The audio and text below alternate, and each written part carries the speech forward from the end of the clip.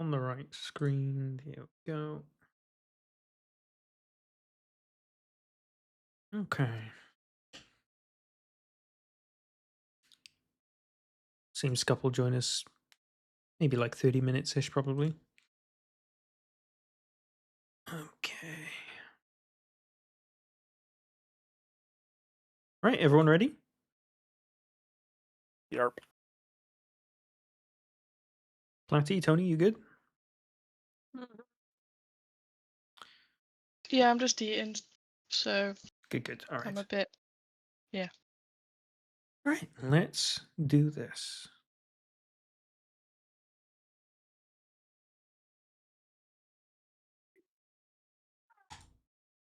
Why is the music not playing?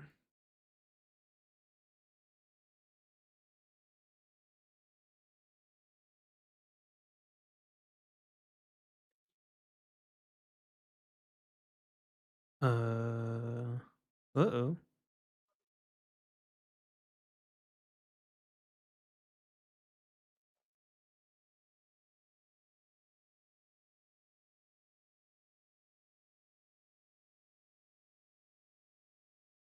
Oh, okay. Dude, none of the music was in the fucking game files then, and I I just refreshed the page and they all came back. Holy shit. All right. Let's do Great this. moment. Yeah, I know. Last we left off, the Wayward Wanderers were planning to enter Relecrum and attempt to rid it of the cultists that had taken over.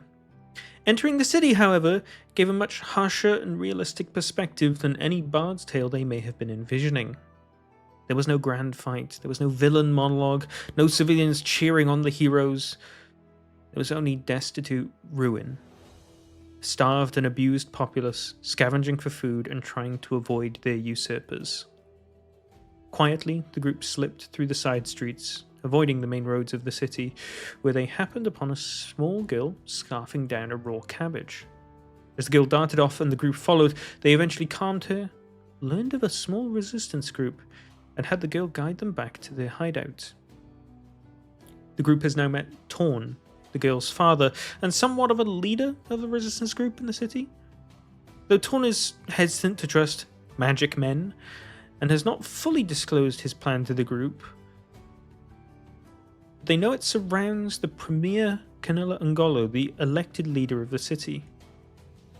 After giving some information that he knew of the Watchers of the Gale, as the cultists call themselves, Torn has tasked the group with the issue of finding and rescuing the Premier's personal assistant, who was reportedly seen being dragged out of the Parliament building where the Premier still allegedly is. With nothing but that to go on, not even a name, this whole thing feels like a bit of a wild goose chase.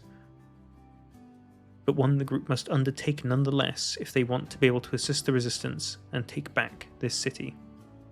Wayward Wanderers, I must remind you, every action has a consequence.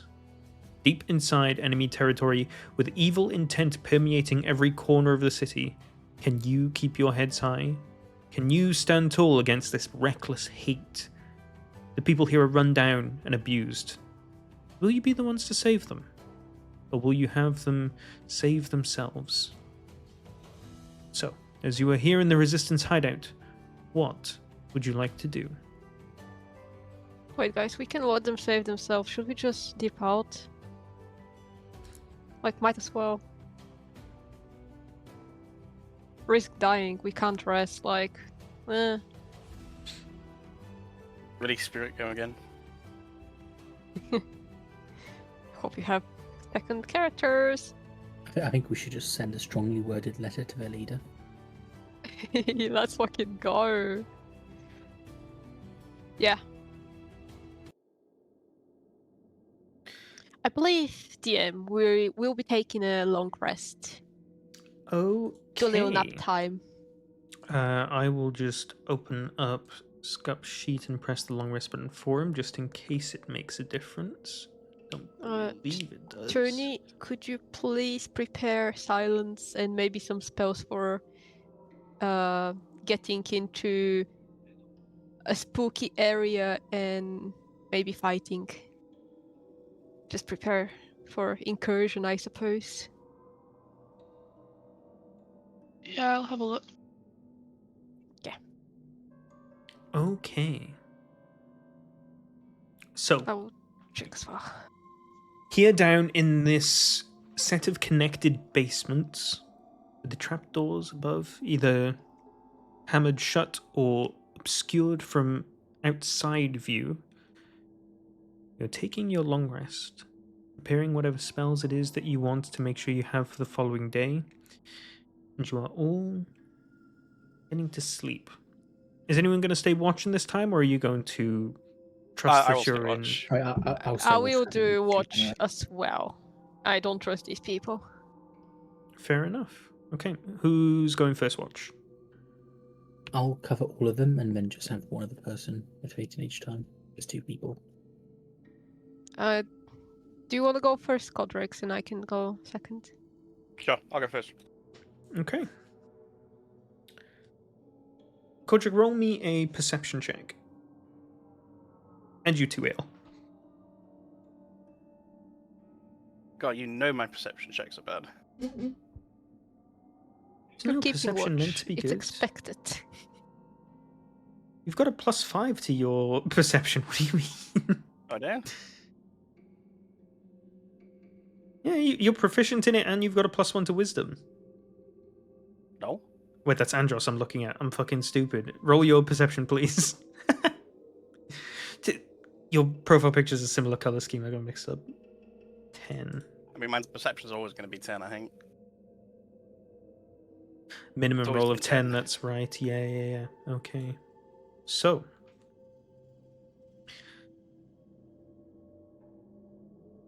The watch starts out relatively quiet and calm. There isn't much going on. There's a couple things that both of you notice during your time. Sometimes you'll hear some little scuffling from down one of the tunnels, and you'll hear what sounds like adults hushing children that may be playing a little too much or are crying because they're starving.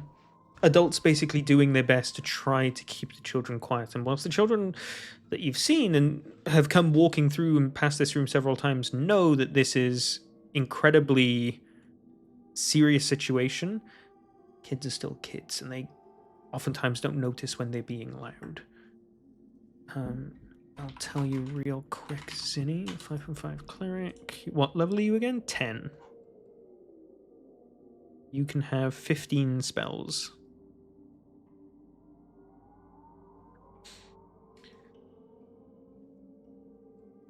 But for the most part, your watch passes relatively easily without much happening. There are a couple times when you think you hear things happening outside, but it's maybe just bits of water falling off of loose scaffolding, some wind blowing through a hole in a building, making a bit of a whistling noise louder than you would like. It's eerie, it's quiet, it's unnerving. You feel relatively safe, but you don't feel assured in that safety. It feels as if that safety is highly contingent on a lot of different factors. But, Cordric, your watch eventually passes. Would you like to wake up Anxie for her watch? I'll kind of like do a tap on the shoulder or a bit of a nudge. Okay. Oh, thank you. I like won't say a word. I just kind of like nudge and like hand gestures, like you're up. Kind of thing. Okay. You'll hear in your head, "Thank you, Taurin. Good night." And I'll get up and go for my watch. I will basically unattune to my robes and attune again so I can change the spell I'm picking for them. And instead of having fly, I will pick up dominate person. Ooh. Okay. Yeah. And I would love to remind you guys that I don't look like myself. I'm currently looking like one of the cultists. So soon this form would be familiar. All right. And throughout your watch, you actually get a couple of double takes as people are coming through. You look like someone that they knew. A couple of people sort of like looking up and down. And they see the group that you're with, and they just sort of like hustle and move along. At some point early in your shift, Torn actually comes through and explains that the person you've chosen to look like was actually a friend of one of the families that's residing here. The Watchers of the Gale, they started out as just a group of weirdos, but they've slowly been adding more and more regular people into their fold, giving them the powers. They watched this man fall to madness and switch sides. And now see his form sitting amongst them. It's disconcerting, but you feel that Torn has told the people around that the group resting in there are people to be trusted. Both of you roll perception checks, please, for this phase.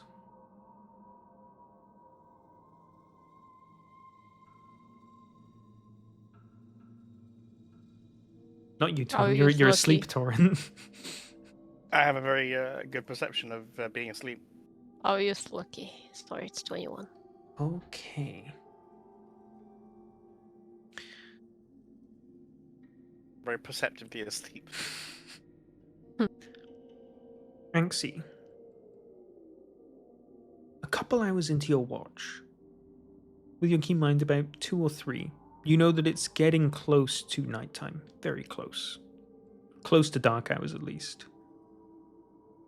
You start to hear a little bit more scuffling than usual from one of the connected basements to the one that you're in. Doesn't sound startled or like someone's been found or anything like that. You hear a good bit of movement, but quiet, deliberately masked. And then, rather silently, Torn shows up from the tunnel leading that way. Points at the two of you that he sees awake and on watch. Gestures quietly a finger over his lips. And beckons you towards him with his finger.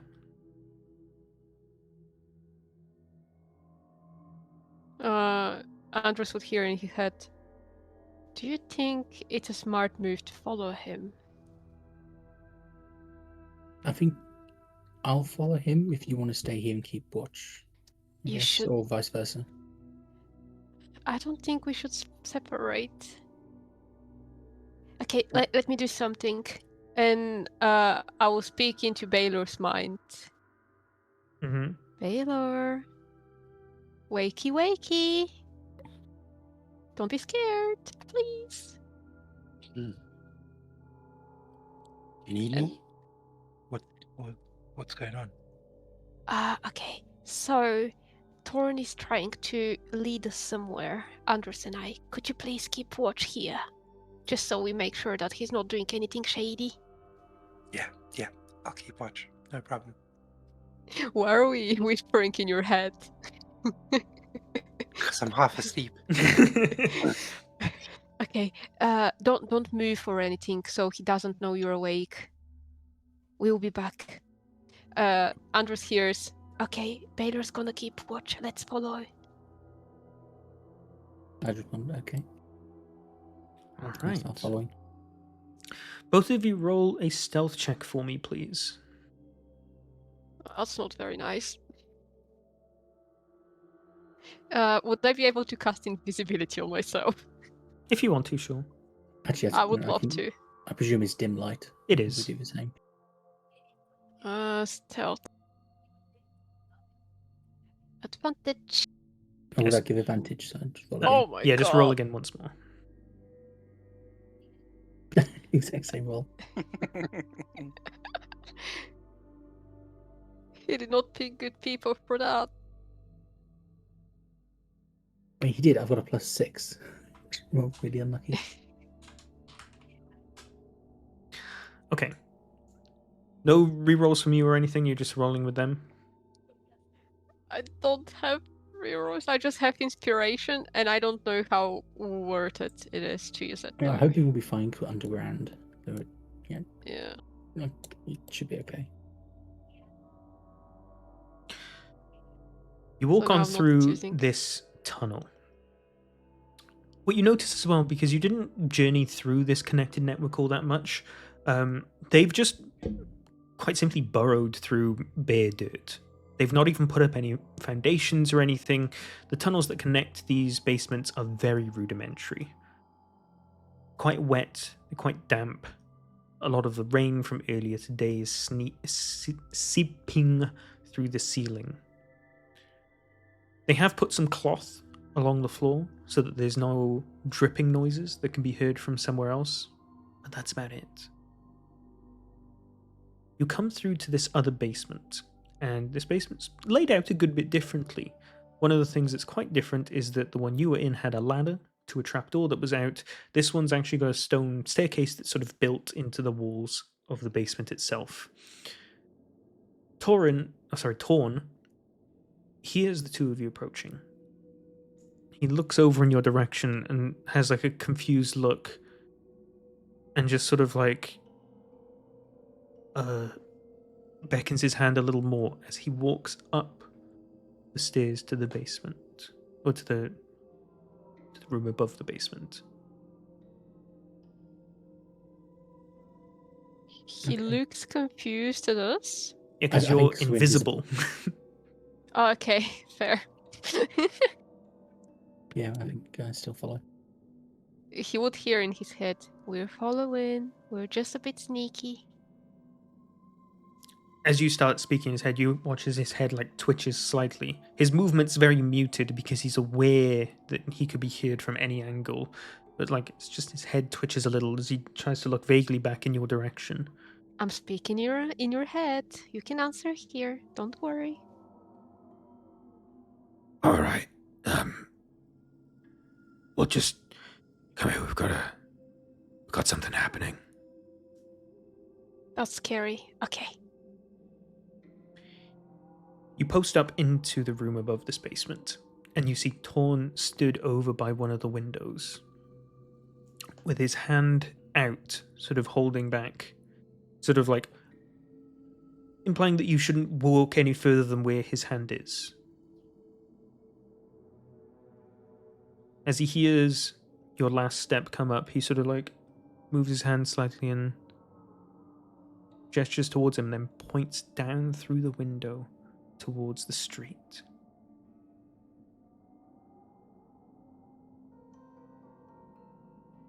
Do you walk What up do we to see? him? Yeah. Yep.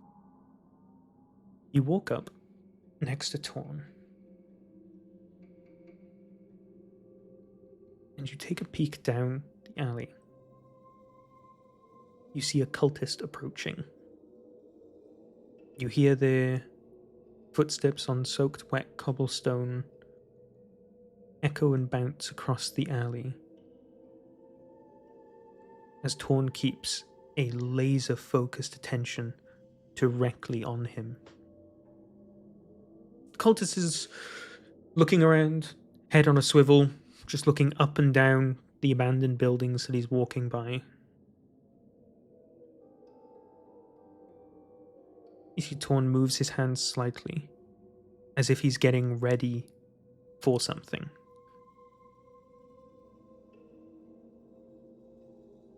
Two of you watch and wait in silence, not knowing what's about to happen. Can I prepare to cast something if something does happen? What are you preparing to cast? Hold person on, preparing to cast on the cultist. I would Depending prepare. on what Torn does. Yeah, and I would prepare to cast suggestion with basically with my sorcerer abilities. So, preparing an action means spending the spell slot to hold it. So you basically Yes. would need to repeat it every 6 seconds. Every 6 seconds you'd be burning a spell slot if you want to do that. Okay, probably not then. Then not, yeah. So the man's walking. He's quite far away at this point, like 4 or 5 buildings worth. But because of how the building's angled, this is just a sort of back alley. You've just been able to get a glance on him. Keeps walking. Past 1 building. Past 2. Until he's just about to come parallel to the building next to the one that you're in. And then you hear 4 or 5 maybe different arrows being shot, and you watch as this cultist instantly gets riddled with holes, goes stiff, and collapses face down into the ground. Torn slaps the 2 of you on the back. Go, get him, get him! Okay. How far away are we from him? Wait. You immediately hear Andros in your head. Do not do anything. And I will just cast telekinesis and basically pick him up Okay. and move him towards us. So what happens is I just look at Torn with the expression of I got it, and then they don't see anything happen, they don't hear anything happen, but they start seeing the body of the cultist slightly move towards us, or towards the window, or where it can actually go past and come near us. Torn sees this happening, and you see from like behind his back he pulls out like a big tablecloth or something. He runs out into the alley, wraps it around the cultist, and grabs onto him, and realizes that you're pulling him, and he sort of like is walking alongside your telekinesis as you sort of like both pull the cultist towards you. You're floating it, and he's just sort of like holding on to it, but he's wrapped it in this tablecloth. Yeah. While you're See focusing this on here? that, and Anxie, Andros, you see out in the street a couple of other people have just jumped out into the street and are wiping down the stone and are wiping up the blood that has been splattered around. Torn eventually realizes that it's pointless him holding on to this, and he sort of just like wraps the towel cloth around and just ties a knot along the top, because you notice he's using it to try and stop the bleeding from hitting the floor. Okay, once move the cultist, or once I see that everyone's cleaning up stuff, I'll just, since telekinesis is 10 minutes, I can just basically hold it still for a second there, and then just cast prestidigitation to clean up the blood. I can do that as well if you want to carry on using telekinesis. Yeah, so we can just clean it up. Immediately when we see people starting to rush there and start cleaning up, we just cast prestidigitation to clean up while... They're like 30 feet down the street. That's where, from how far you were away from it, prestidigitation's got a 10 feet range. So they've already, like, there's quite minimal blood. They've rushed out in the street and wiped it up before you could even sort of, like, get to it. Okay. And then, in just mere seconds, you watch as they vanish into the buildings that they were in, and you no longer hear anything in the street. Torn, returning in just before the body floats through the door, says, Quick, down.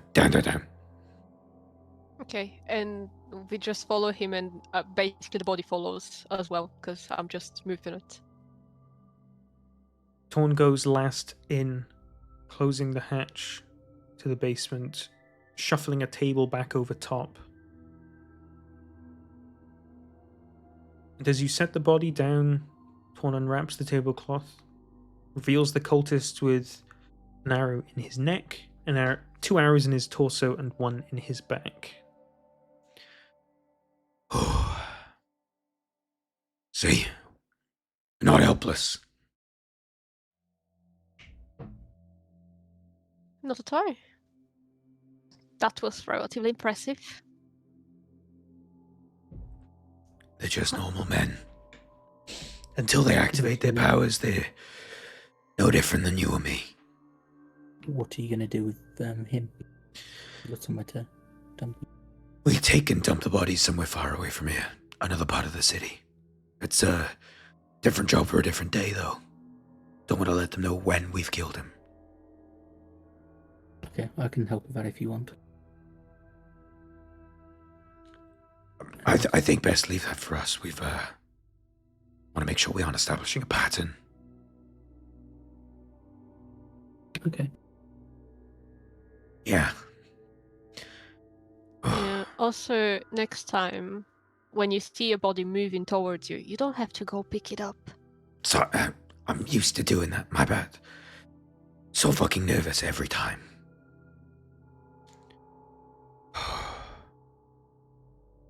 But yeah, like I said, It's all right. we knew most of these Just makes people it before. pointless. Until they activate their powers, they could be taken down just as easily as you or I.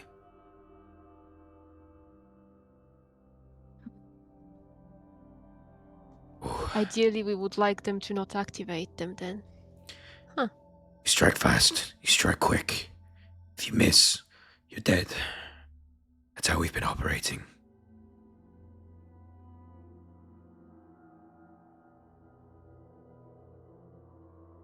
Guys, hear me out. That's a fireball. Like one I think fireball so. and these cultists are dead. I was thinking more just the first person who goes just uses hold person. He suddenly can't do anything. Yeah, but that's for one person, right? But like, Well, hold person you can use on like 4 people, level 5. yeah, but I would Or imagine 3. if the cultists are like hundreds of them, you just fucking incinerate them. I'm more thinking What the are they noise gonna it do? generates. And the fire in a city.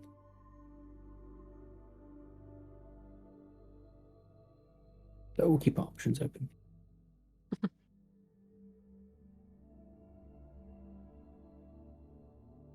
Right, well, that's... Sorry for waking you. That's all. You can head back now. We were awake. That was very interesting to see. Thank you. Let us know if you need help. What I'll do before we go is gotta find a spell. Can I just cast alarm in a 20-foot radius of where the cultist was and have it be a silent alarm? I just want to know if anyone comes looking for him. You'd have to go back out of the basement because you have come in and Torn's already closed the door. Oh, we're inside. Never mind then. It's fine. As this conversation's been happening, you've noticed that Torn is really distant during this time. From the moment he sort of unwrapped the tablecloth around this cultist, he's just sort of been sat on a chair, silently bumping his leg up and down with just a pensive look on his face, staring at the cultist. If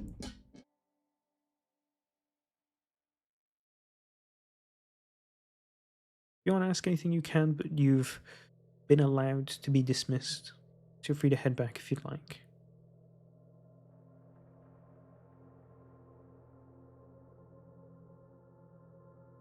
I think I'll just head back. Anxie, what about you? I definitely am heading back. Okay. What does Baylor see when the two of you return? I mean, Anxie's just wide-eyed because she got to use her telekinesis. She's happy. Has a creepy smile. And when we immediately get to him, he hears in his head, "So, we just saw a bunch of them assassinate a cultist. Like, they shot 4 arrows at him, and he was just down, dead. Apparently, if he doesn't cast any abilities prematurely and he gets killed before being able to do anything, they're very weak. So that kind of makes it easier for us, I suppose, if we have a proper plan. Also, I got to move his body with my mind. That was With very your fun. mind. Yes, I can move you as well. Would you like me to do that? I'm okay. I'm okay. Okay, maybe next time. So they just killed him before he could react, Yeah, and that gave them the advantage. yeah. I think, hear me out, Baylor. Me and you, we can incinerate all of them. Yeah, we could. Let me see what I can figure out. Okay, it's an option. Because this is still part of or in the middle of your long rest, if you guys have had some fun new ideas for stuff you want to prepare, you can still switch out stuff if you want now, because it's still part of the rest. Or interrupted it slightly. I'm still sleeping at this point. You are, yeah. I don't think there's anything you can do. Yeah, you don't have spells to Sorry. prepare anyway.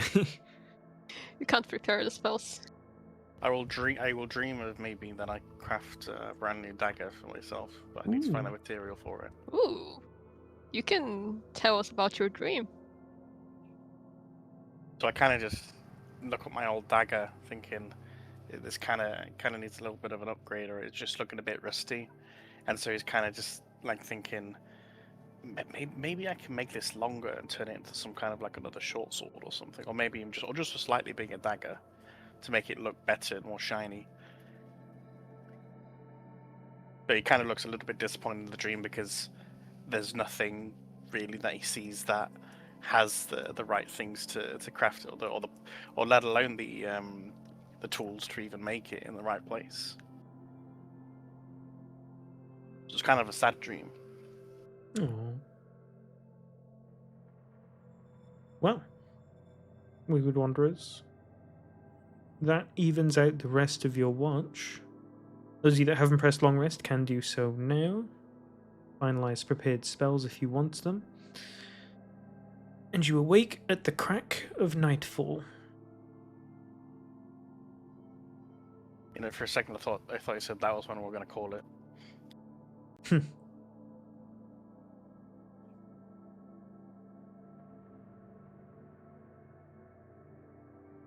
All right. You all gently wake from your slumber. What's the plan?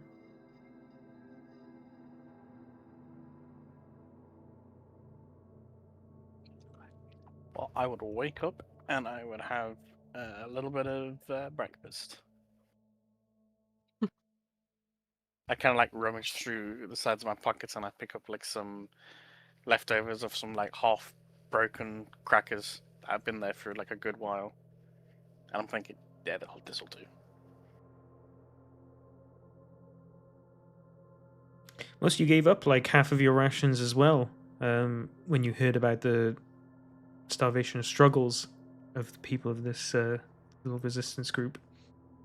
We're so nice. I don't think I gave any, did I? You didn't. You were the only one that didn't. I was the only one that kept them. Yeah. Just think, if I didn't rummage through my pockets and see the crackers, I might have had no crackers. You know. It's true. He might have had no crackers. Mm.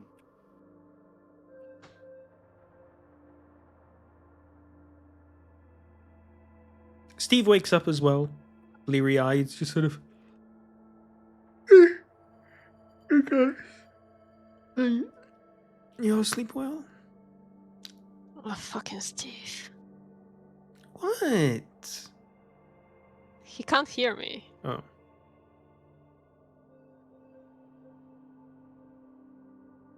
Why do you hate Steve so much? Can't read the room.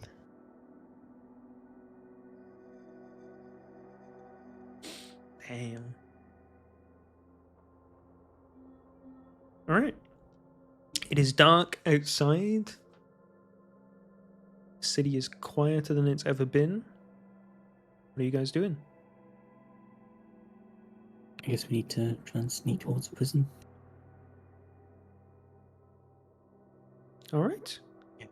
I think before we go, we'll just establish a plan. If we do encounter any cultists we can't avoid, I think the easiest way to get rid of them suddenly would be to have a few of us cast Hold Person, unroll the bag of holding, and throw him into it and close it. So now we're just using the bag of holding as a corpse carrier.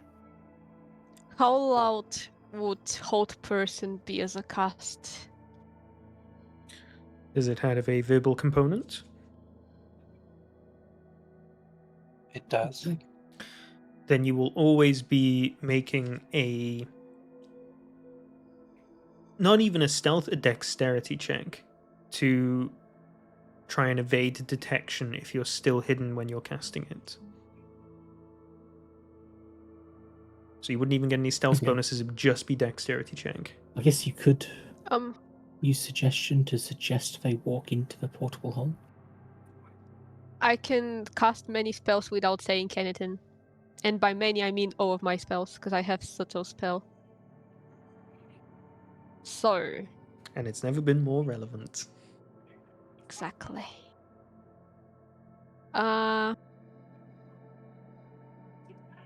Instead of hold person, I can use... because I don't have hold person. I can use what's it called? Jesus, sorry. Phantasmal Force, which basically stuns them for a bit. What? Does it do at higher level? Sorry, just a second. I'm trying to think.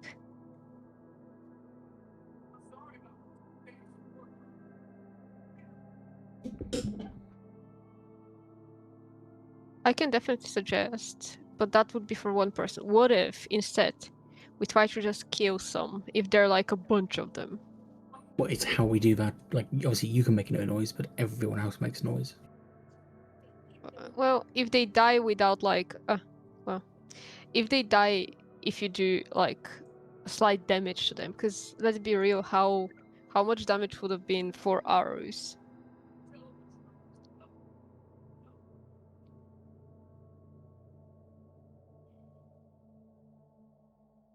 Can just AoE them. We could try that, but the main thing is like you need to keep them from making any noise while that's happening as well. Yeah.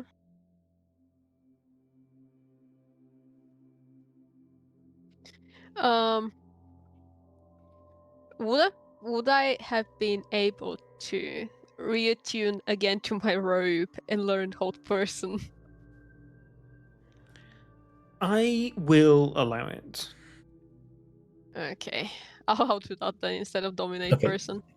So what we'll do is we'll have Anxie do hold person, me and Zinni be ready to cast it in case it resists. Yeah. And then Balor quickly rolls out the portable hole. Cedric will just kick him into it, basically. No, we close it. I will will hi- I will say hide. that rolling out the portable hole will take 2 actions. It's a wide hole, Okay. you need to make sure it's flat, and you're That's taking probably it off fine. your back and rolling it out. So Yeah, 2 is probably fine. It's still holding for that long. I mean, Torrin can be trying to kill them as well while that's going on. And obviously, if they die before that, sorted. Yeah. Would hold person be better than silence? In this case. Mm, It depends. If we get into Shout. actual combat, silence would be better. But if outside of combat, I think whole person's better. Okay. how much will silence gimp your own group, though? True. Yeah, that's what I mean. Won't I give mean, me. we're in a Would small depend if area, aren't we? we're in the radius of silence. Yeah. It's like 20-foot Also- radius. I also have that beautiful ability called Careful Spell. That can basically the spell effect can be ignored on people I choose. Oh, like a evocation wizard sort of thing. Mm-hmm. Is picked that my just meta magics really carefully. is that just damage? Can you ping careful spell in the I'll chat? check in a second. Yeah. I'm not sure if it's just damage or any negative effects, because like they may be able to resist a saving throw, but there's no saving throws for silence. It's just an When you entire area. cast a spell that forces other creatures to make a saving throw. There you go. Yeah.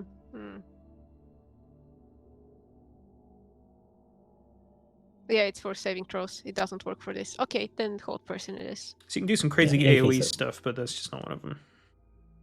Yeah, in any case, let's get moving. Try and avoid combat if we can.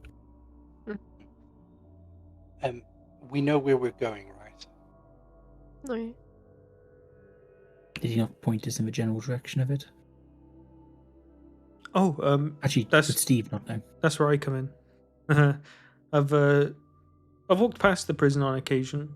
I know the right direction-ish of where to go. Could we get past without a trace, Malin? Could we please? That's what I'm It would be thinking now. big. I just want to see the duration. It's an hour, I think.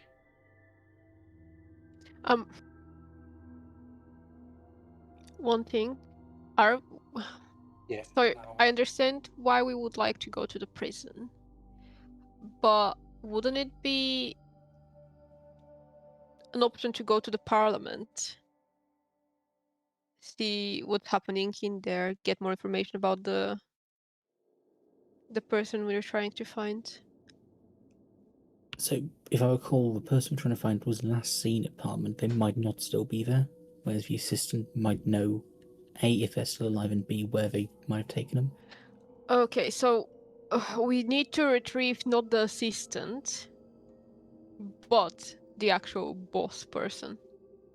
Yeah, and And in also order to do thinking that, about we're it, searching for the assistant.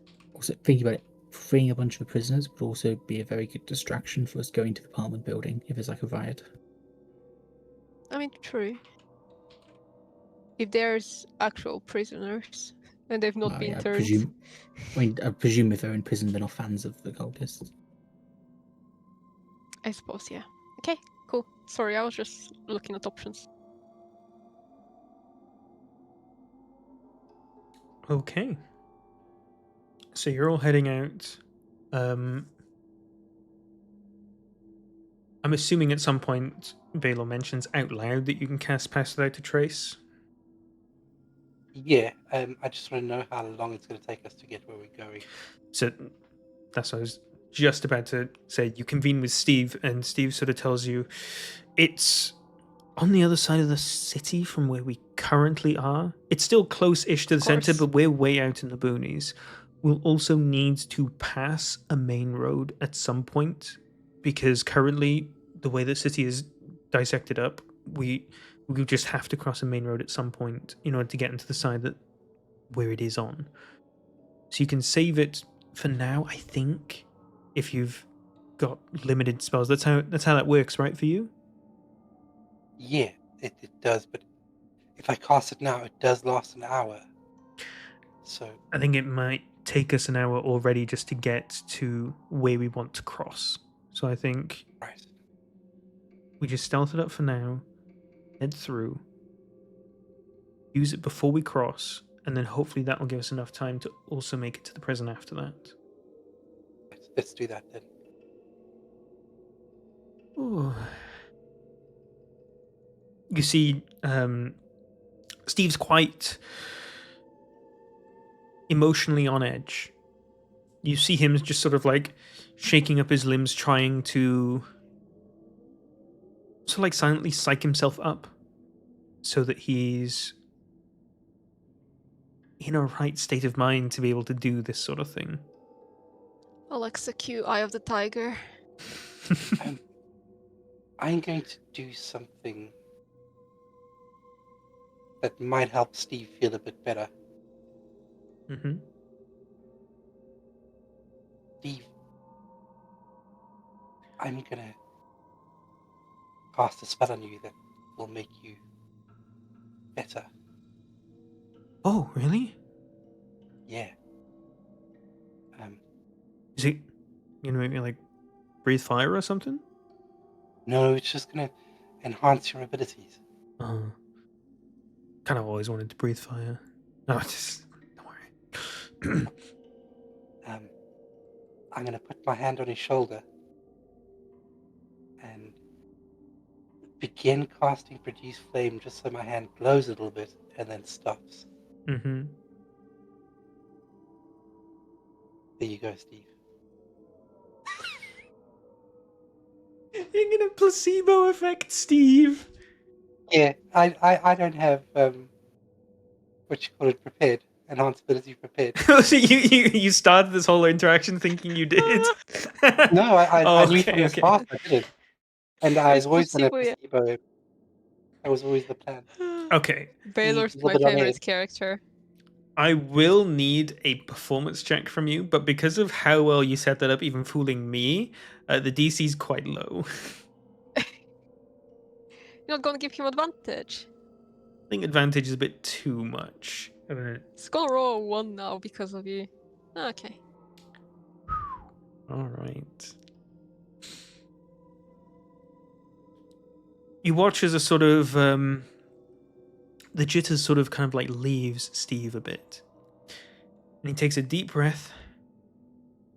You know what? I can't do this. I'll get you guys there. Don't worry. One way or another. All right. Let's go. Can I get a group stealth check from everyone, please?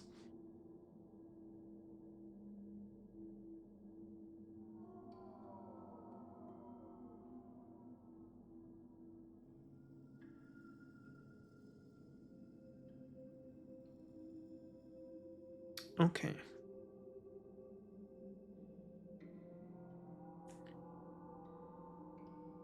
So, your group starts slipping and sliding between the alleyways of this city.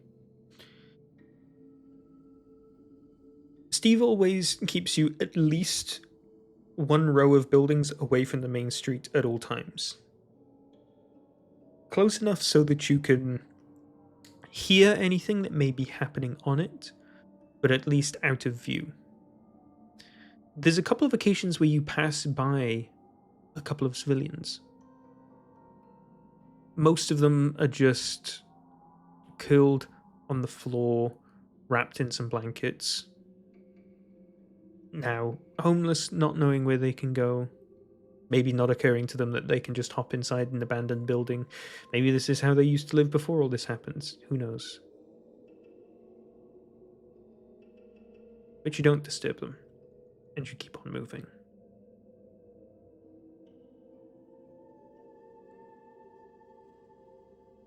About 30 minutes in, you watch as a middle-aged-ish woman hollers towards you as you're about to pass by her building from inside her house. Hey! You see she's very disheveled clothes. She looks like she hasn't washed in like 4 or 5 days at this point, and she looks really quite gaunt and sallow around the face. Hey, you guys.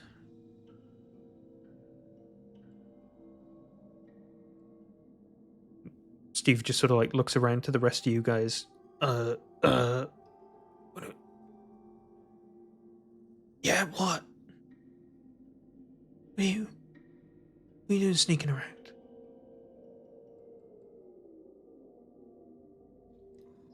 What are you doing, basically being nosy? I'm just looking out for myself. So are we. Ain't no good come from sneaking around. You against the Watchers? She says with a sort of like Can I cautious look insight about check it. her? Absolutely, insight check here. Yeah. I'm trying to figure out whether she's, where her alliance basically lies. Decent. As you listen to the tone in her voice and see the curious gaze in her eyes as she ups down each and every one of you, you don't detect any particular alliance from this woman, but you do sense an opportunist looking to make the most of the situation.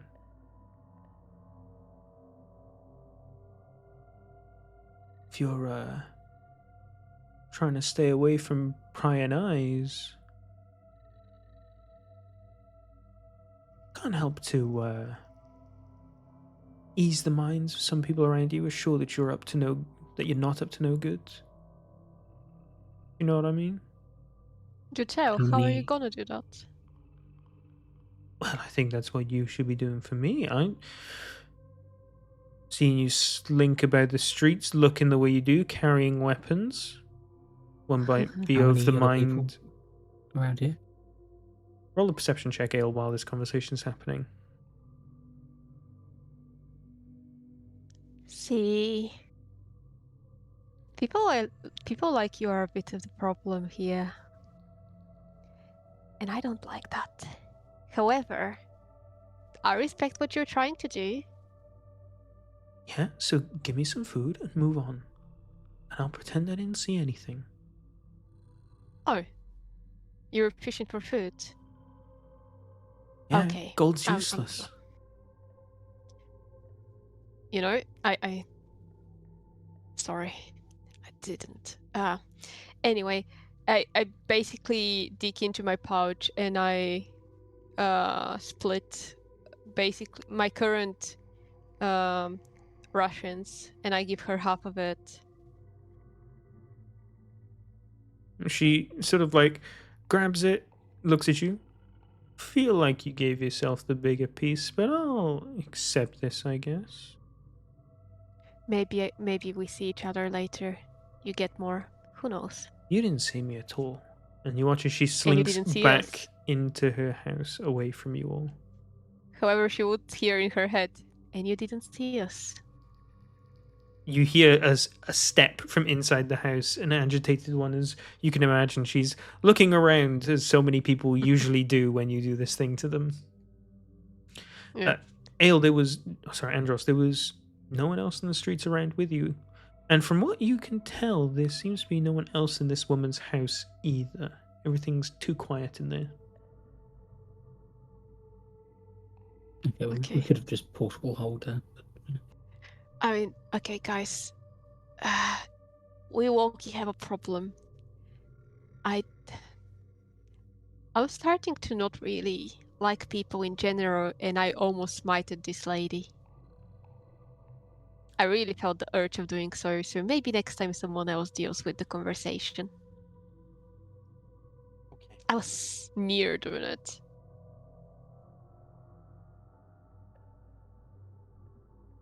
Steve just sort of We has could an have just- uncomfortable look on his face. Yeah. Hope we don't encounter any more people like her. Hopefully. But it just hurts seeing how the town currently is. And there's people like this that they're not being helpful, but they're also trying to pass by, and it's just hurtful to see. I don't know. Okay, let's move on. I'll try to be a bit more calm. So, Steve resumes, and you start walking along the street again. Looking here, looking there, darting across. At one point, you hear some kind of altercation happening out in the street.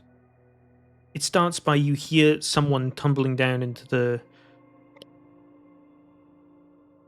wet cobblestone floor. You just hear a poof. Hear a couple of cultists accosting an individual. They sound like a young woman. They're pleading for their life. The cultists are just 2, maybe 3 of them.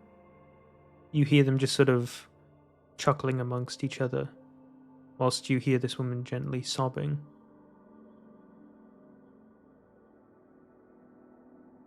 Does anyone want to try and get eyes on them, or are you just staying fully obscured?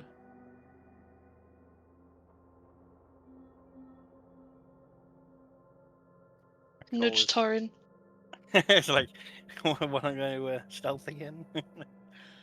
I think I would have a look, but I'd try and attempt to go stealth first. All right. Torin, you slowly slink through one of the alleys that you, similar to what you did the previous day, as you just try to get eyes on what's happening out in the street. You see some woman on the floor, on her knees with her head down, prostrating, begging.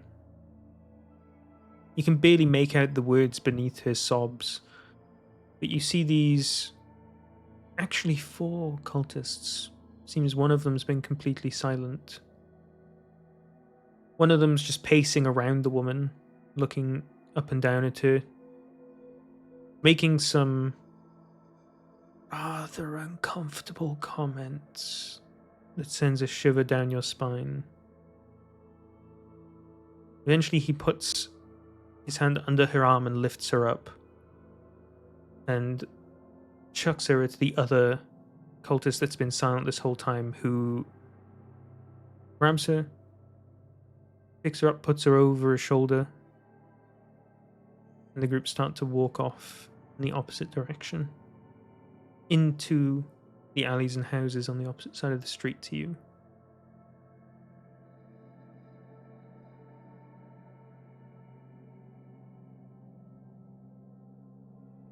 Very tempted to follow, but at the same time also not, because I've still got this goddamn idol. Kind of give everyone else a look like, yeah, do we take him out or do we move by? Am I slightly ahead, or am I just still nearby everyone? If you walked back 10 feet, you could safely whisper. Okay, I'll walk back, and I'll give intel on towards the rest of the group that there's 4 cultists, and they've taken a woman away, maybe for sacrificing, or for God knows what else. What do you think we should do? Should we kill them?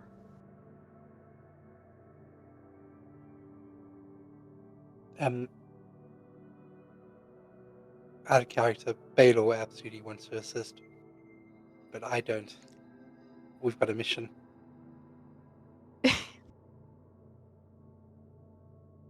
Yeah. So we're just I leaving. think We're just leaving this so-called innocent woman to die. there's 4 of them. I reckon we could probably take them. We can Quietly. definitely take them, but I mean, we've got 3 people who can do hold person. If shit hits the fan, we can silence them. how far Mm. away are we? They're entering the other side of the main street now. From you guys, they're like 50 feet away. Not far then. But they're walking further into it. They're 50 feet now, but who knows how further they're going to be walking away. They're getting further and further Okay. as you guys are discussing. I can, from here, where we are, without noise, without anything, I can just cast Hold Person on all 4 of them. Okay, what I'll do is I will prepare hold person, and I will cast it if it looks like any of them resist Tanksy's hold person. I'm asking I you should out move in of 6 seconds. character. Should I just not do anything? Oh, well, okay. I think we should just do it. Okay. In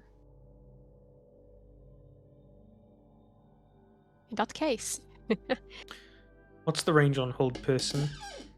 60. 60. That's why I said it. Okay. I'll cast Hold Person with Subtle Spell at 3rd level, and I also include Twin Spell, so I can cast it on all 4 of them. What do these guys need to roll? They need to roll. I think it's Wisdom save. DC. Is it 16 probably? I maybe have my innate sorcery up. 17 with your innate sorcery by the looks of it. Yes, so 16. Because I would imagine I wouldn't have to. Oh, I probably have time to cast innate sorcery, right? Do I? Is it a bonus action? It's a bonus action. Yeah, you can do that. I'll do that then. Okay. So, first one. That's a nat 20. Second one. That's a second nat 20. Excuse me? I'm dead ass. You saw I haven't touched the dice tray. Do you guys see that? Oh, they just rolled over by me picking up. Well, Well, there's 220 on this. Okay. Ugh. Next one. Third one. That's a 4. That's an 11. Those are both failing with their wisdom Okay, bonuses. so my one goes off then. 'Cause I've been preparing it. So against Andros, what's your DC? I just pressed the spell, but it's not shown up yet. It has. Has, but I don't see the DC. Spell save is 16. First one, that's natural 6. And a natural 18. I mean, can I cast Silvery Barbs? It's a reaction. You can. I will cast Silvery Barbs. So he's going to roll again now. It's a natural 2. All 4 Good. have been held and are now paralyzed. Okay. Very quickly nod to Sid and Baylor. Yeah. Open up the bag, get him in, close it.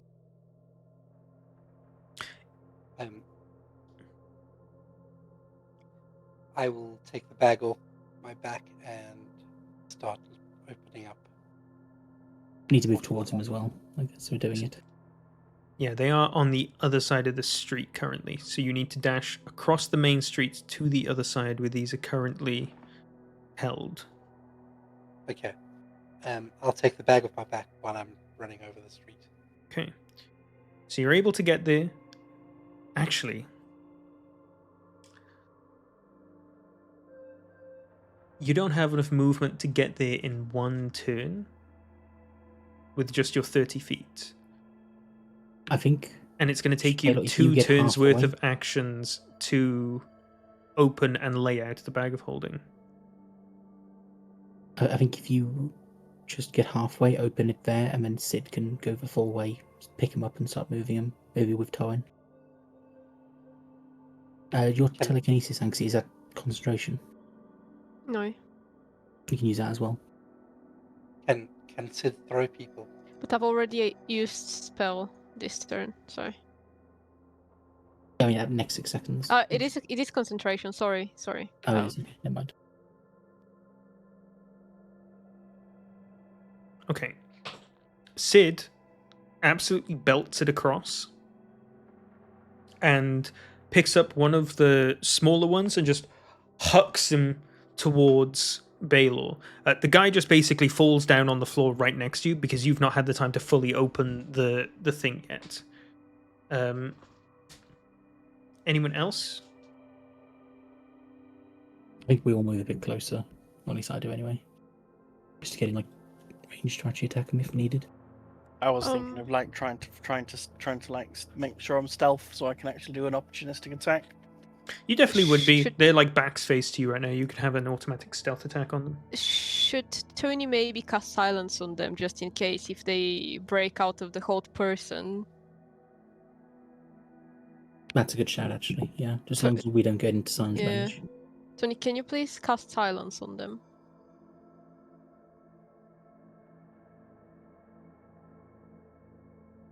Yeah, That way we get a bit more time to act.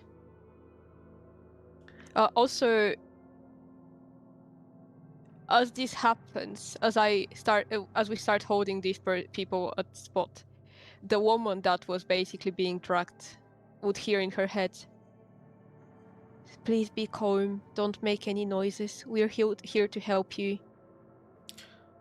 Try moving towards us." It's a good thing you've said that, because she was starting to Yes. get very agitated as this was all Exactly. playing out. She definitely was going to scream at the next available turn. I know. I was basically waiting for everyone to say what they're doing so I can basically try and de-escalate shit. So she would have immediately been calmed down in her thoughts by me. Hello, Scuppy. Glad of you to join us. Hello, hello. Sounding sexy. I'll give you a very quick rundown of what's happened so far. Session started with the group taking a long rest because they're leaving at night time to go do this mission. During the long rest, Torn got Anxi and Andros to follow him because they were on watch, and they witnessed the resistance group assassinating one of the cultists in the street outside of one of the little bases. They riddled him with like 4 or 5 arrows, and he instantly fell over. What he has said is that the cultists are just regular people until they activate their lightning powers and stuff. And that's how the resistance group has been operating.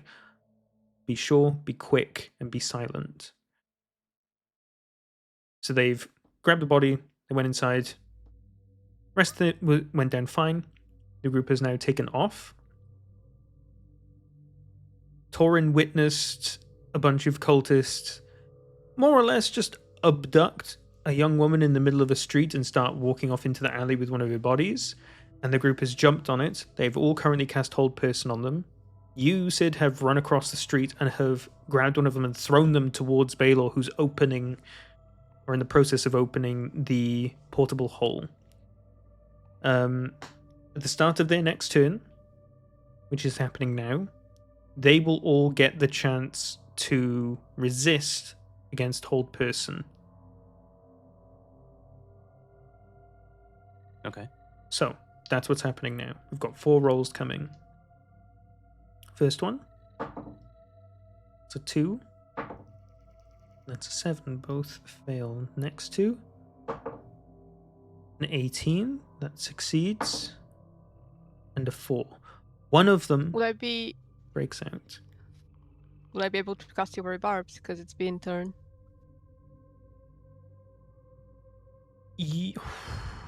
Your reaction doesn't refresh until it becomes your turn again. And this is technically their turn right now, so I'm going to say no. But we Which surprised one? them, so would it be, you know? Ooh.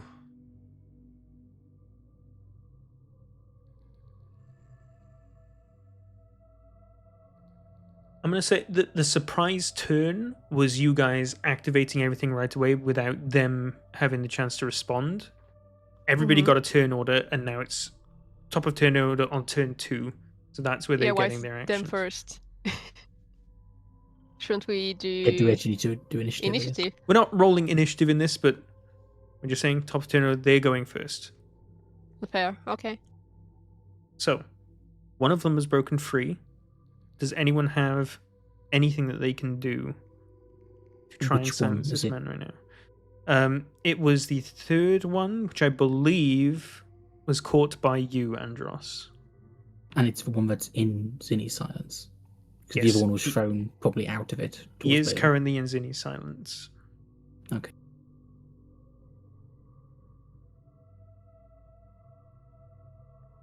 Don't think there's any reaction I can do. A reaction? No. I mean, I would say I might start my still stealth, but I don't think I am at this point now. No, you still will be. Okay. It's until you make an action to break your stealth or someone makes a perception check to reveal you.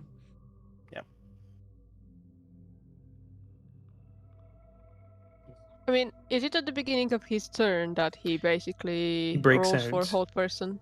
Yeah. Wait, is it at the beginning or is it the end? Let me just double Isn't check. it the end? At So the end of can each he of its do it? turns! Oh shit, okay. So one of them is So broken move on, free. brother. Turn order is free for all of you. What would you like to now do? Okay, I just give a wonder paralysis and try that. I don't believe it's concentration. I don't believe it is. Go ahead and Needs a DC 15 con. Constitution. There's a natural 5 on the die. That man is paralyzed for 1 minute. So And it's yeah. the same way as at the end of each of the turns, it can repeat the save. So, Baylor spends his second action now. The portable hole is fully unfurled. There is 1 paralyzed person next to him, and there are 3 paralyzed people around 20 feet away from him. Cedric, you're in the middle of all of them.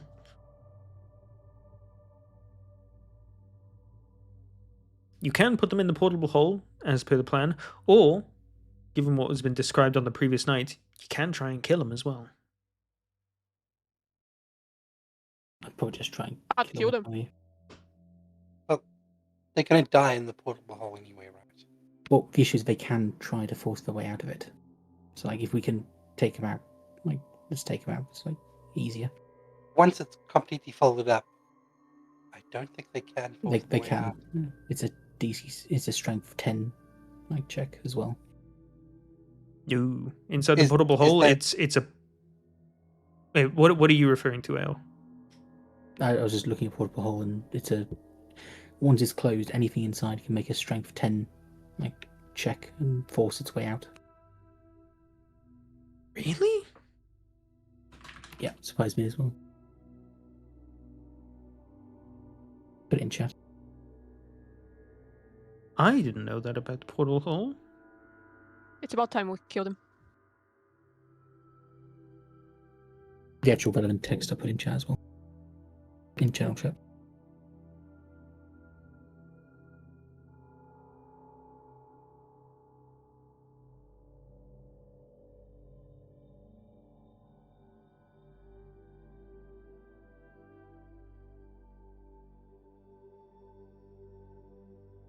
I'm gonna say no to that. I think that's bullshit. I don't think you can force your self out of the astral plane by a DC 10 strength check. Fuck that. If they're in Okay, and the that's thing's a- closed, they're just gone. Unless Okay, I you think decide that's to open probably, it. That's probably a safer idea then, if Sid can just throw him into the hole. Where he is. The thing is, you have to make a choice here because Sid gets 2 attacks. Could potentially. He can use only 1 action to throw one of them, or he can make 2 attack actions. Okay, hear me out. He can start pushing most of them in, and we take one basically kind of down him, and then use him for information. What you're Yes. saying?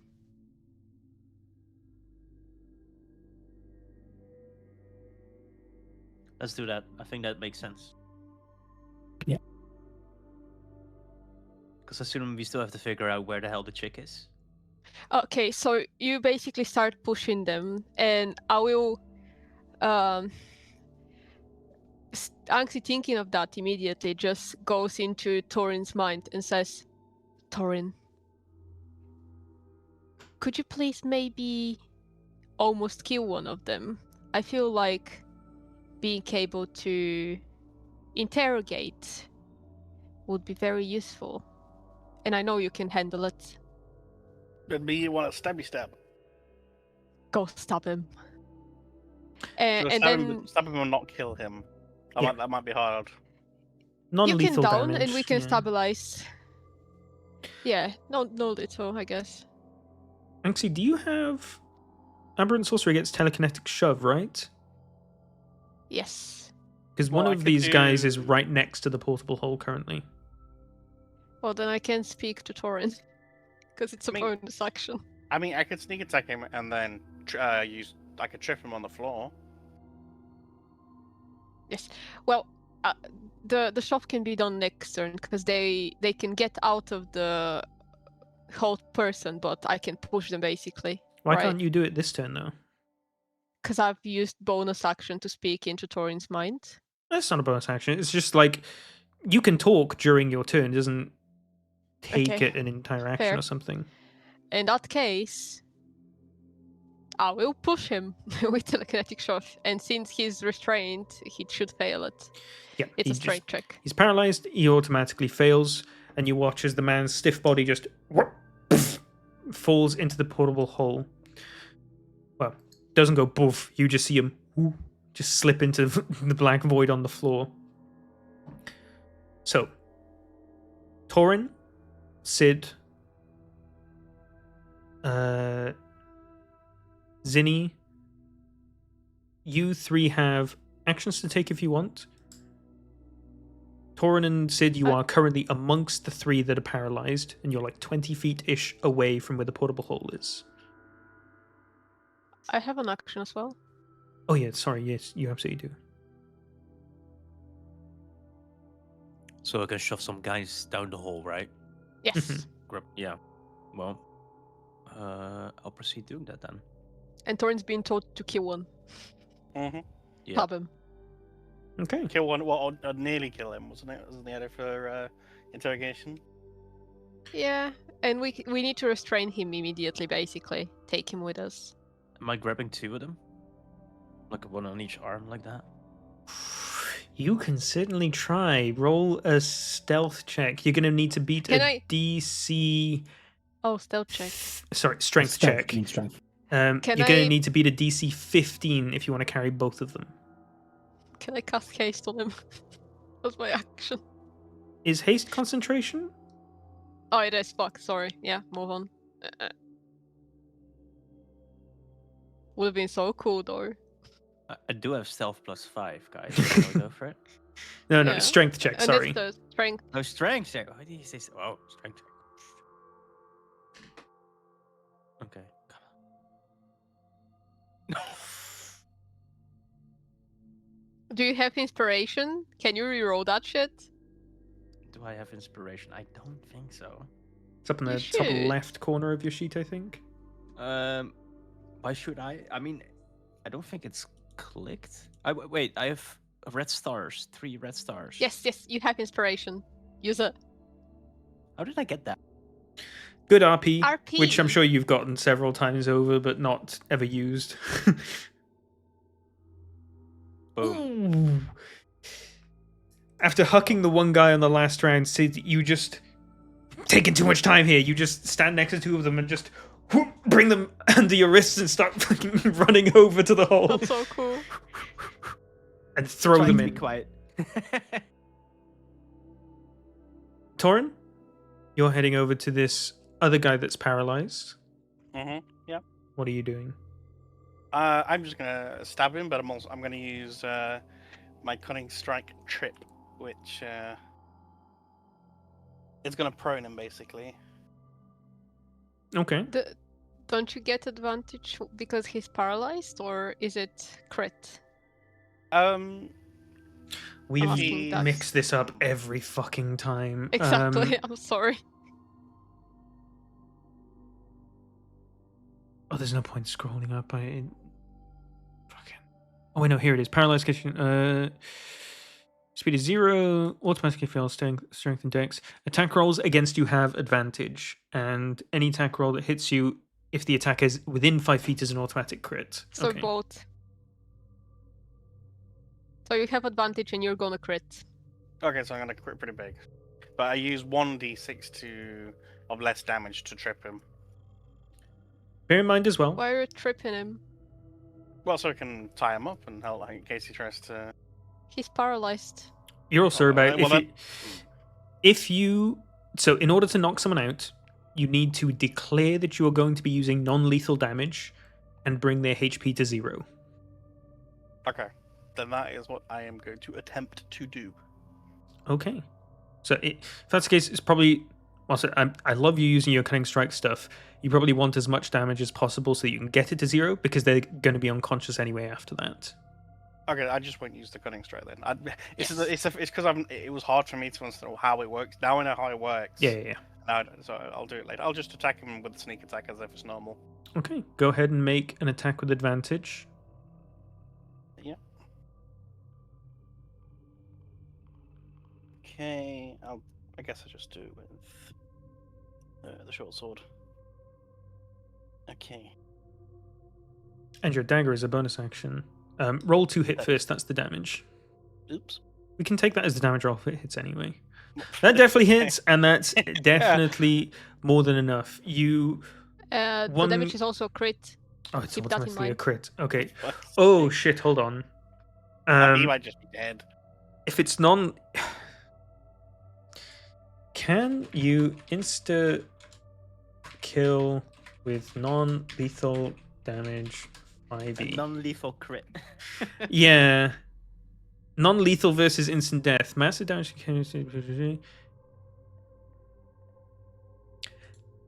Sorry, guys. He just fucking dies. Torin hit him too hard, and you come behind this man who's frozen, and you sort of like get your short sword, stick it up into the side under his ribs, and you hear gurgling and just a sloshing of blood coming out of his mouth and the wound, and you watch as the whole body falls limp. It's Ah, well, I did try, guys. you did try. You're just too good, dude. Like, Okay, well, put him in the hole and take one of them out, I guess. once we put him in the hole, I'll be using prestidigitation to clean up the blood. We've got 3 more we can try with, right? So. They're in the hole already, aren't they? Yeah, but We the can hole's just- open, yeah. so they're not. Okay. Zinni. You're the only one that didn't take an action because everyone in your group acted way too fast and way too quickly. I didn't either. But you hold person. Just chill. Whilst your entire group was doing this, you've noticed something that they didn't. You guys are out in the main street, and there's 5 to 6 onlookers about 30 feet down the street from you. What do they look like? They look like a lot of. They look similar to a lot of the regular citizens that you've seen. Incredibly tattered, soaked clothes. A lot of them are sort of looking in disbelief as everything has just happened in the space of basically like 10 seconds. And they just sort of. Some of them. Roll me an insight check as this is. As you're sort of taking this in.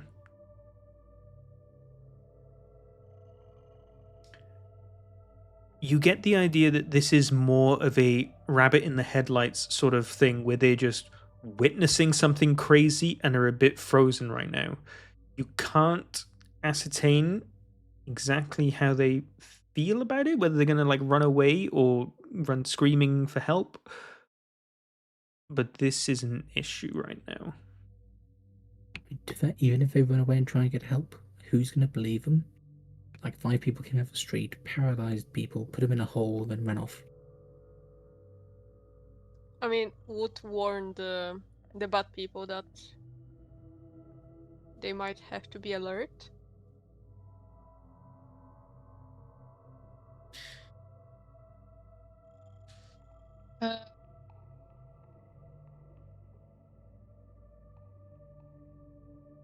Thinking.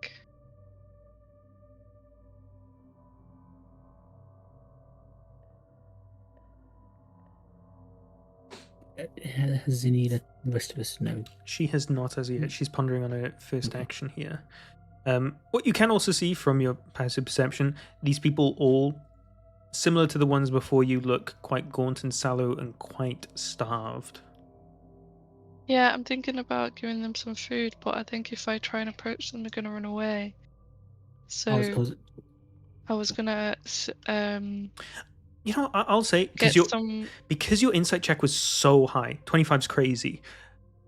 Rabbit in their headlight is the perfect expression for this because they're basically frozen in terror right now. Even if you were to approach them, as long as you don't do it crazy slowly, you can get within range to tell them something, give them something, have a time to do and take an action or two before they react. Just speaking out of character, could we check for people we took out to see if they have any rations on and then just throw them to them? 3 of them are already in the hole, and I imagine because none of you have noticed this, you're wrapping up the hole to move on.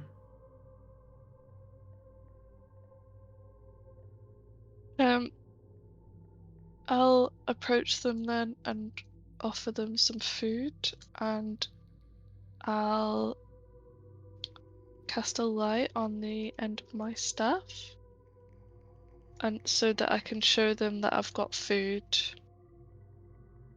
Okay. So, Um, you... Out of character, Mhm. I will say, if we give away all our food, that's fine.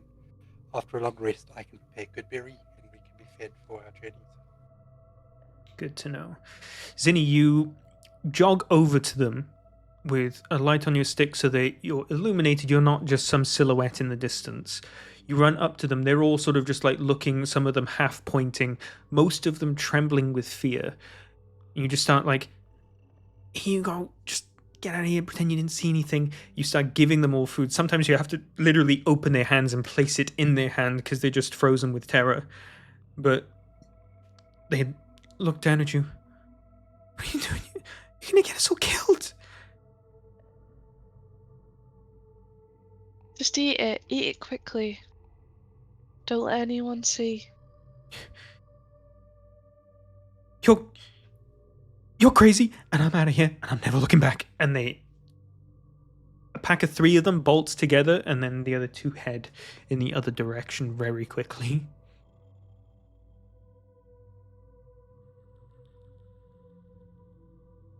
It's around this time that the group sort of notices that you've done that, especially with you casting light on your staff, sort of illuminating the rest around you for now. Is there a way for me to stop light? Yeah, you can cancel it at any time. Okay. I turn it off and come back to them. By this point, the group has the tarp for the portable hole fully wrapped back up. What are you doing about this dead cultist just on the side of the main street here? And we put him in the... Oh, you put him in the hole as well. Just put him in the hole. Quite a bit of blood on the floor as well. I said I would clean it. Thank you, I didn't hear that. So, you prestidigitation that away, similar to how you saw Resistance Group do earlier when they assassinated that cultist as well. Leave no trace, act quickly and swiftly. Don't get seen. The woman who was being carried away on one of their shoulders is just sort of like looking around at each of you, completely dumbfounded, not knowing what to say.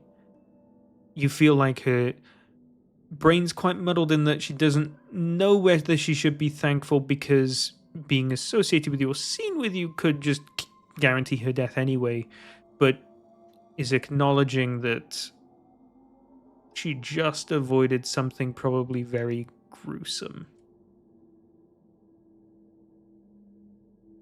Hey? Who are you?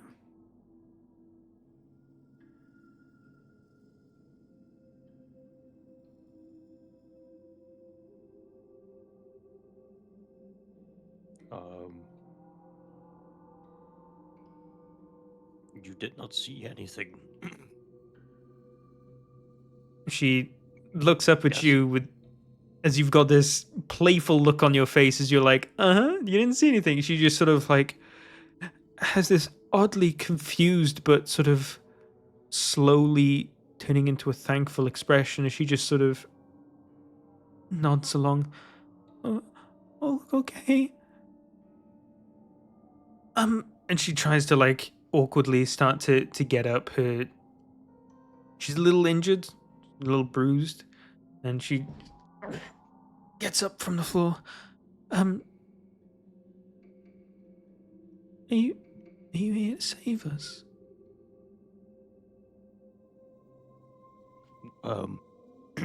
Well, sort of, I suppose. We're not really here, remember? You didn't see anything. So there's nothing that you can see right now. Might is here maybe to save you, yes.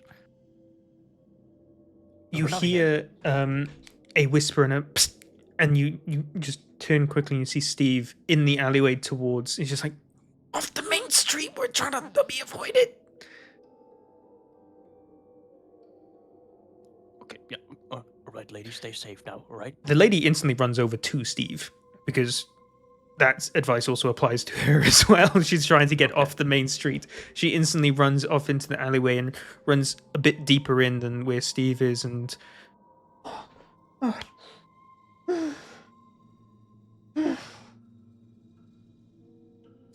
What was Steve's reaction to all that?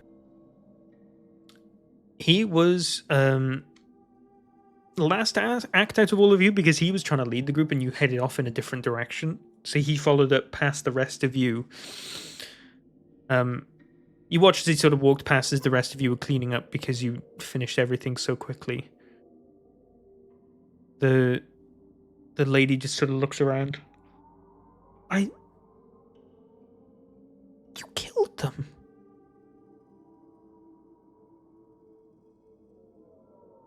That was amazing. I didn't know that could happen. Technically, they're not dead yet. They will be in about 9 minutes. Well, most of them are not dead yet. There's still plenty to go. All right.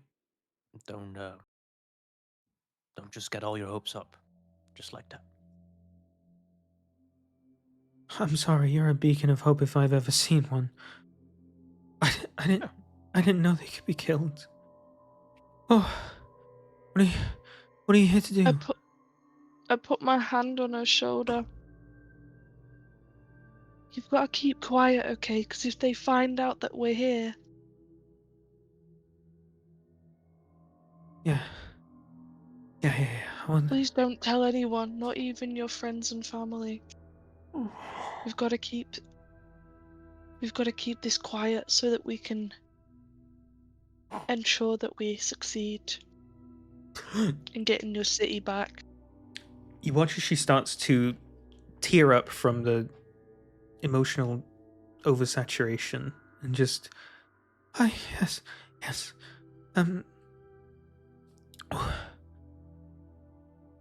You guys are amazing. What is it? What are you doing? What can I help with? Where are you going? What are you doing? We can't really tell you, but what you can help us with is some information. Sure, anything I know, yes.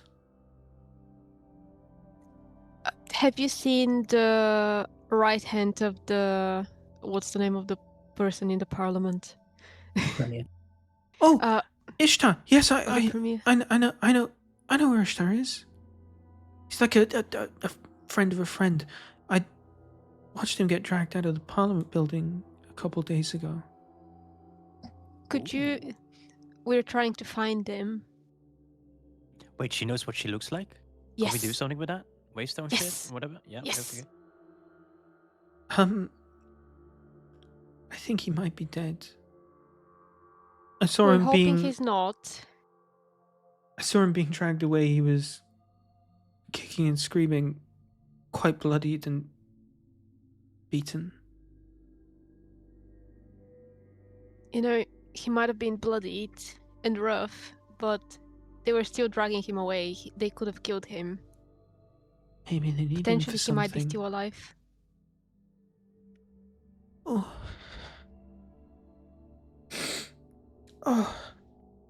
Steve pipes up at this point. There is one other thing you can help with. What's the quickest way to the guard barracks? I'm a little lost. I don't usually come when it's nighttime. Oh, that might be where they've taken him. It's Steve's useless. if you Sorry. If you follow this way, yeah, I know, you follow the main street, but then where do you go once you hit the town square? Or you take the northeast exit after you from off the town square, it's only like a couple of buildings in, but it's right there. That's where it is. Thank you. Oh my god. Oh. You know, I knew it was either northeast or northwest, and I was about to flip a coin. Thank God you told me. And you watch as she, like, an ease comes over her. She's like, yeah, no, I'm just... Are you, like, new to the city? I've been here once or twice, you know. I'm just sort of, like, helping these guys. the two of them just start having, like, a weirdly casual conversation with one another. Nah, it's just also funny. You having a little schizo episode here, talking to yourself. He's been having a schizo episode in the past couple of sessions, guys. Come on. Excuse me, Steve. Once yeah. or twice? Didn't you live here? No. I've lived all over. I've been here a good couple times. It's a great city. I've always really loved the city market. Was always great. Yeah. It was always bustling with life. So many like fresh produce you you can lived get. here. You Uh, little liar. I do remember you telling us you lived in this city, Steve. I don't think he did. He did. He said he lived here in the past when we were talking with Torn, and he was saying that he knows of the Parliament place and how. Oh to wait, get no, this there. is my bad. I do remember Steve ruminating about his old house and if it's still here. Oh, You're right. Hate not him. remembering. Okay, all right. Rewind. Pull it back. That's why Two we take notes, people. times. You've This is been why we here take two notes. times. 2 times in the past year. I've lived here before that. The city had a bit of restructuring before that, so I was like not fully aware on if they redone the roads or not. And you were Uh-huh. gonna cost a coin. Coin. Sorry, that's just undone any own on me you might have just done. You got word wrong. Aldrich? That's it. We've owned it. Hello.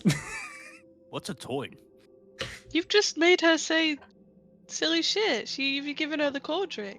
That she has called a Cordric. No, I didn't match you, Mercer, to be fair, because Ooh. It's a spoonerism right there.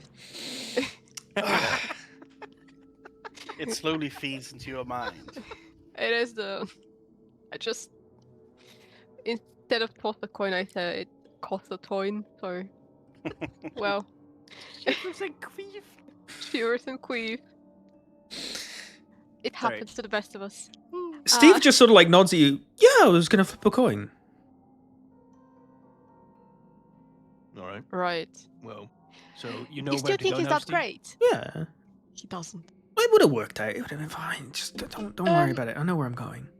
Kind She's of. still here, right? Yeah, she's still here. Excuse me, again, sorry. Mm-hmm. May I ask, do you have a map of this city? No, but there is some real easy stuff that you can do to remember stuff. Okay. The city's basically split into 4 big quarters, and the town big quarters? square is right in the middle of it, where the big In the 4 main roads would go off in the cardinal directions, so northeast, southwest. You're coming Cardinal in. directions. This main street here would lead and be the West Street. That's what it's called, West Street. West Street, So yeah. you're currently, well, we've just jumped over the West Street, so you're now in the southwest quadrant. Southwest. Yeah. Right. Not north. South. Mm-hmm. So if we were to follow that road, we would end up in the center. Yeah. And you need to That's get what I to was thinking the as well. the barracks, by the sounds of it, where you're going is northeast off of the town square. Right. You got that, Sid? I didn't follow anything she just said. That is like complete gibberish to me. Oh, Don't I'm just gonna worry. follow. I'm just gonna follow Steve. I think Yeah, don't I worry, have guys. great I've got it. peace. I've got it. I know where we're remember going. everything. that's true. It's kind of creepy Thank how you you. remember everything. By the way. Ooh. Could you give us a brief description of the guy, of Ishtar? Yeah, he's Ishtar? he is like about as tall as me, and she's around 5'6", so she's just sort of like putting her hand just above and below her head. It's like around there. Right. So around 5'2". Okay. Yeah. He's got brown skin, short black hair. He's usually always wearing a suit everywhere, but when I saw him, he just had his shirt and some torn trousers. It's been rough.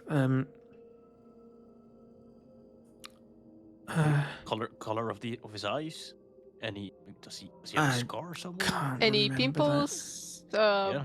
Moles? that. He's a Beard. friend of a friend. I've only Wrinkles? ever seen him a couple times. Sorry, How buff is he? not buff How at all. much Does he He's a, lift? How much does she lift? he's a personal assistant. All he lifts is papers and pens. Oh, Oh, right. doesn't Scrawny fella. lift. Okay. He's not scrawny. He's well kept mostly. I always thought he was By kind of lifting cute. papers. I guess he must work out in his downtime. Maybe Got does it. cardio. Yeah. I have another question, Uh-huh. Miss Lady. In the morning, Mm-hmm. there's an event that happens, right? In the The center, where you yes. get your food. Mm-hmm. So I don't know how long have you guys been here? A few hours. Less than a Oh. day. Just today. Soon after the Watchers took over, they confiscated food from everyone. Every shop, every store, went around people's houses individually, grabbing and taking all the food, saying it was part of some offering. And now, every day at morning, there is a person that gives out food at the start of the morning for a couple hours. They never get through the entire queue in time, and they're giving out just a handful of food for an entire family of people. I think they're trying to just keep us strung along as much as we can. It's caused a lot of But infighting. People killing and turning over their own family members just to get whatever food they might have had. did they say what their purpose is? They haven't said anything. We hear some of them talking about setting someone free sometimes. I don't know what they mean. Yeah, we've heard that as well, and we're also trying to figure that out.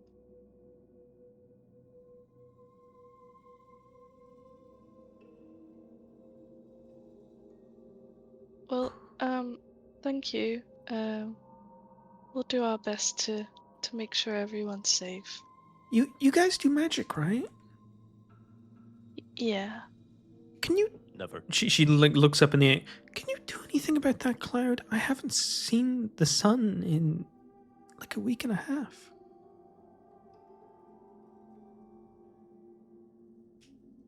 Once we've managed to make the city safe again, the cloud should be gone. I hope so.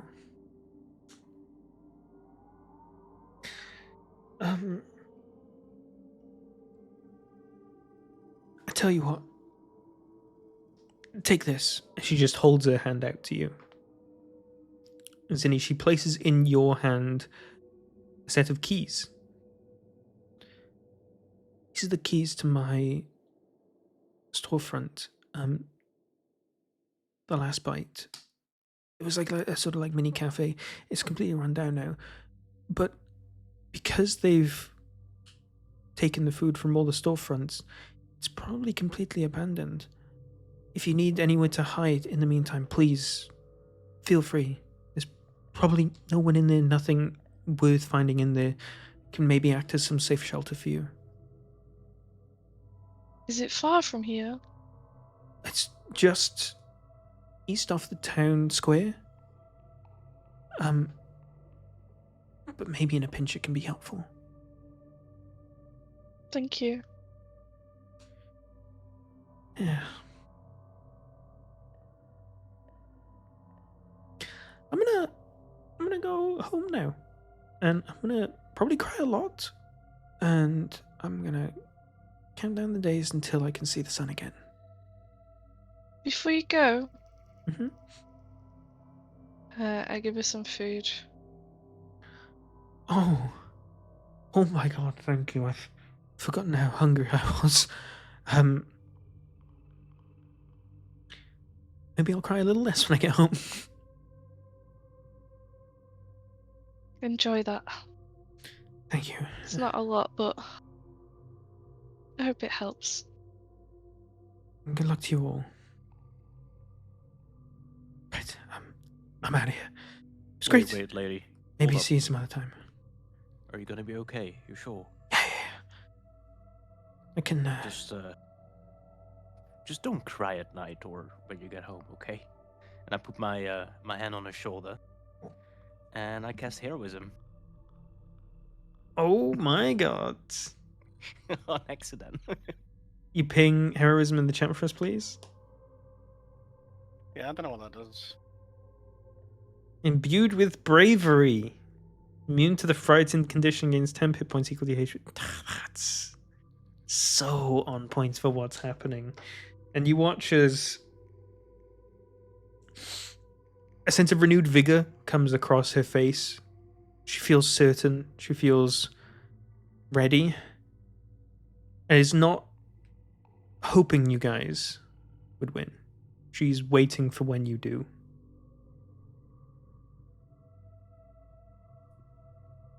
Okay. Think better, yeah. Maybe I'll see you soon. Right. Sure. I'm gonna run now.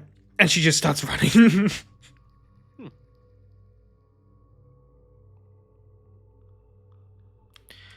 Interesting. Ooh. A lovely girl.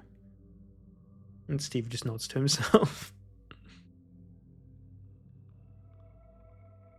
Could I have spent the last minute or so using my feature to get a spell stop back? Yeah, that's fine. I wasn't talking.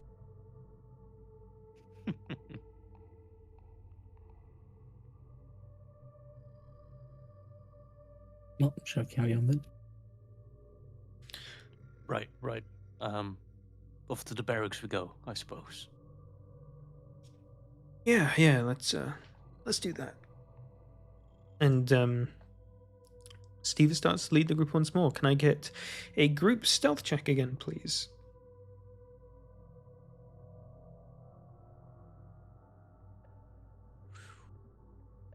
I'm gonna have to use a reroll. A lucky point, okay. It's a group stealth check, so Mm-hmm. Oh, use Jesus, a a reroll. 31. Yeah, I think my stuff kind of helps those who get a bit low. Yeah, actually, so the thing with the group checks, Zinni, is that if you fail, as long as someone else passed, your fail and their win are cancelled out. So as long as the group still has like a net amount of successes, the group overall will still succeed. So I think because your friends Okay. all rolled so highly, I don't think you need to use lucky yet. Okay. All right. Your group slinks back into the shadows now in the southwest quadrant of the city. Dipping and diving through the alleys. As you start to get close to the center of the city, you start to pass by more people. But by this point, it's become fully nighttime. And that means for you two without dark vision, it's now completely pitch black here.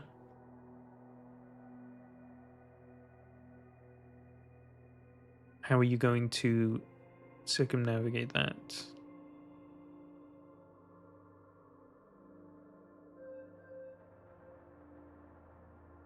It's a Baylor and guess we could just- Anxie, right?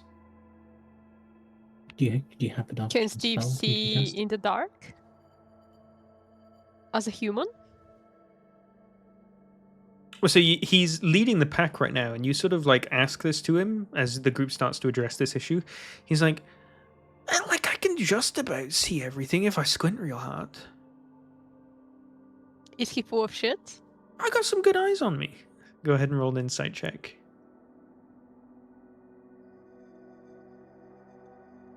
Steve seems pretty sure of himself that he's got a good pair of eyes on him and that he can still confidently lead the group where they're meant to be going. Unfair. Okay. Right. Well, I'm just gonna stay close, right behind you, Steve, just in case. Yeah. I got this. As soon as he turns around, after you've said this, he kicks a can on that was right next to his foot, and just ting, ting, ting, ting, rum, rum. That's a little unfair. That one snuck up on me. Well, you were looking backwards, talking Yeah, to us. That's yeah, our exactly. fault. Yeah. I think we're good guys. He's alright. do I actually need to buff Steve this time? You can if you want, but Steve's confident he can lead the group regardless. Yeah, let's see how he goes a little bit more, and then we'll see. cast on him, and it's gonna blow his mind. So have you cast Dark Vision on yourself and Anxie? I haven't. Okay. Because currently the two of you are functionally blind. I will ask Zany whether I can hold her hand basically to be so she can lead me in the darkness. That's very cute. In fact, I will cast Dark Vision on myself and Anxie. It lasts for 8 hours. That's why it's holding off. I forgot it's 8 hours. I think you can still hold Zinni's hand anyway. Yeah. She didn't say yes, No, so we can- I guess I won't. Fuck. Yeah, you can hold my hand. Okay. So, Steve starts to lead the group once more along the streets. There's times where he takes directional changes that you wouldn't expect, dipping a bit too close to the main street at some point and then dipping way further into the alleys. But he seems to know where he's going, or is at least heading there with purpose. And then he leads you up to the back of a building. The people around have been getting more and more dense, and a lot of them, as you're walking by their houses, you can peek just through the windows. They're just sleeping on the floor. The furniture's all torn or soaked or something. Some of them sleeping out in the streets under porch covers. You've gotten a lot closer to the center of the city now, and Steve leads you to the back of this building. Let's dip in here for a second. I've got an idea.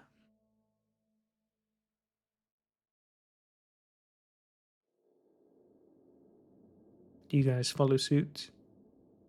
Yep. Anxie, I'm waiting for you to confirm. I don't trust him. What if he's a bad guy and he's leading us to an ambush?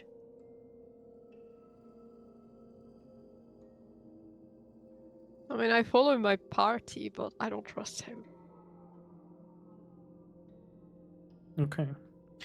Steve leads you into the building and indicates for you all to go up to the next floor. And as you do, you can see why he got you to go into this place. As I'm going to move our point of view to the town square. You are not in a building on this screen. It's still just a little southwest of where you guys currently are. But you get a good vantage point over the top of and towards the town square.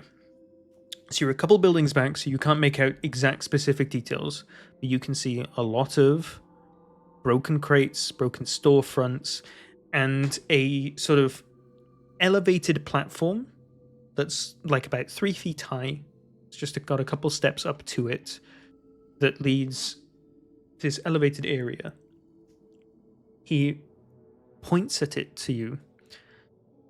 That's where a lot of auctions would be held. Someone would be like up there, displaying whatever items are being sold and everything. But and you hear his voice trail away as he sort of looks in that direction. Does that look like a cage to you? He points at it. There is a standing upright, about 6 feet tall, metal cage in the middle of this little plateau. And you see someone inside it. Someone slumped down in the bottom of it. You see piles of shit surrounding the edge of the cage.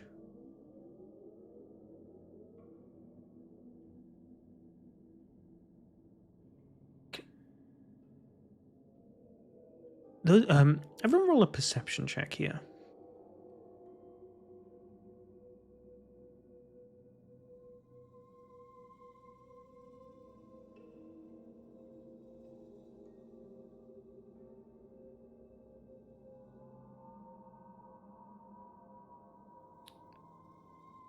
Baylor, your very keen eyes. Both you and Steve look at each other as you've sort of spotted the same thing. There's a crate next to this cage that looks like it's filled with fresh apples. It's set just far enough away from the cage that the person in it can't reach it. The rest of you start counting and noting all the guards that are around here. There's 2 up on the plateau, but they're just sat on crushed barrels, just sort of chatting with each other. There's 1 or 2 walking down the sides of the town square, just around all the mess.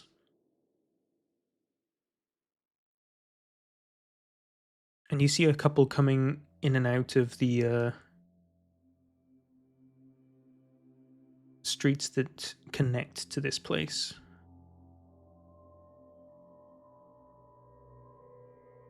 That's kind of grim. Are we able to tell who's in the cage?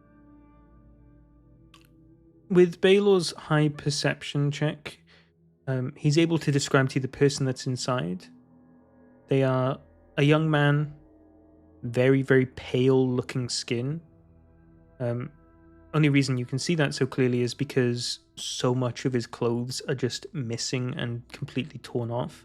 He's barely got a loincloth to cover his groin. He's got some very mangy looking piece of very torn cloth across his chest, and that's about it. Doesn't match the description of anyone you know. And Steve sort of just rubs his head. They said the lady said that they give out the food in the middle of the town square, right? There's just a starving guy on display right next to where they're giving out all the food.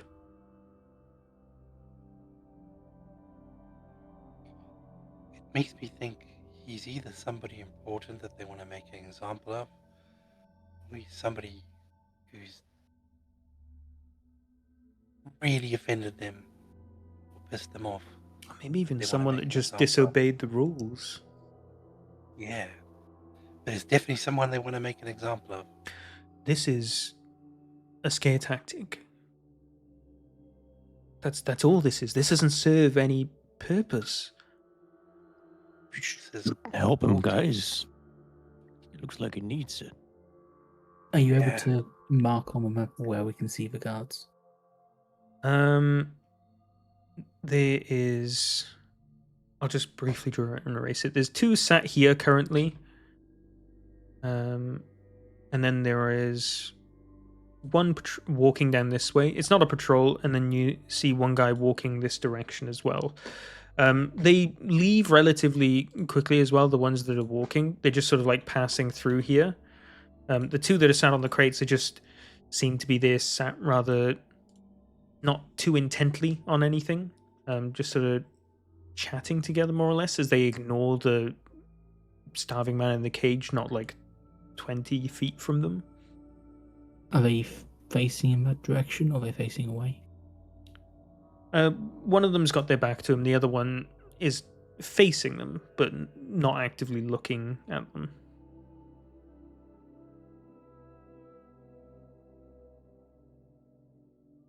How far are we from them?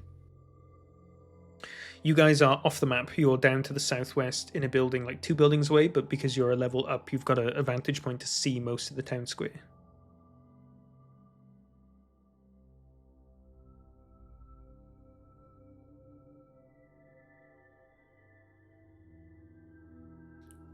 Steve is like rubbing his temples. Everything that we've heard so far feels so off. Whatever it is that they're summoning, or trying to break free, whatever it is, doesn't need food. This whole charade doesn't help them in any kind of way.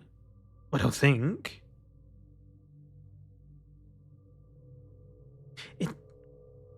feels to me like they're just trying to demoralize as much as they can. Doing everything that they can, setting an example, showing people how bad things can be if they step on the wrong side. Taking people away in broad daylight away from their families. Dragging the Premier's PA through the street. It just... None of it makes sense from a group with a goal. Like something they're working towards. This just feels like brutalism for the sake of it. Is it possible that they're not actually trying to summon anything, but just using that, like, legend? The cloud above the city makes me think they're... Or the leader could still be like a caster, like a magic person. No, whoever's cloud that is something very powerful. Could be a kid. I try to take control, and that's...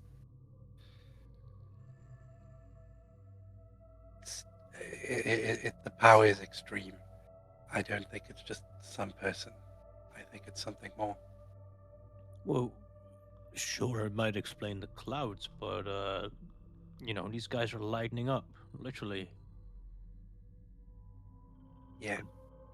And, like, those guys, they were, like, pretty far out of the city. Same story, right? Mm. How can a caster in the city keep notice of that? Must be some dude in the sky, if you believe in such a thing. The gods, you say, but they're no longer here. Sorry, who? Right, yeah. Yeah. No more gods, they don't exist. Are the gods normally in the sky? They can be where you want it to be, I would think. Where I want them to be.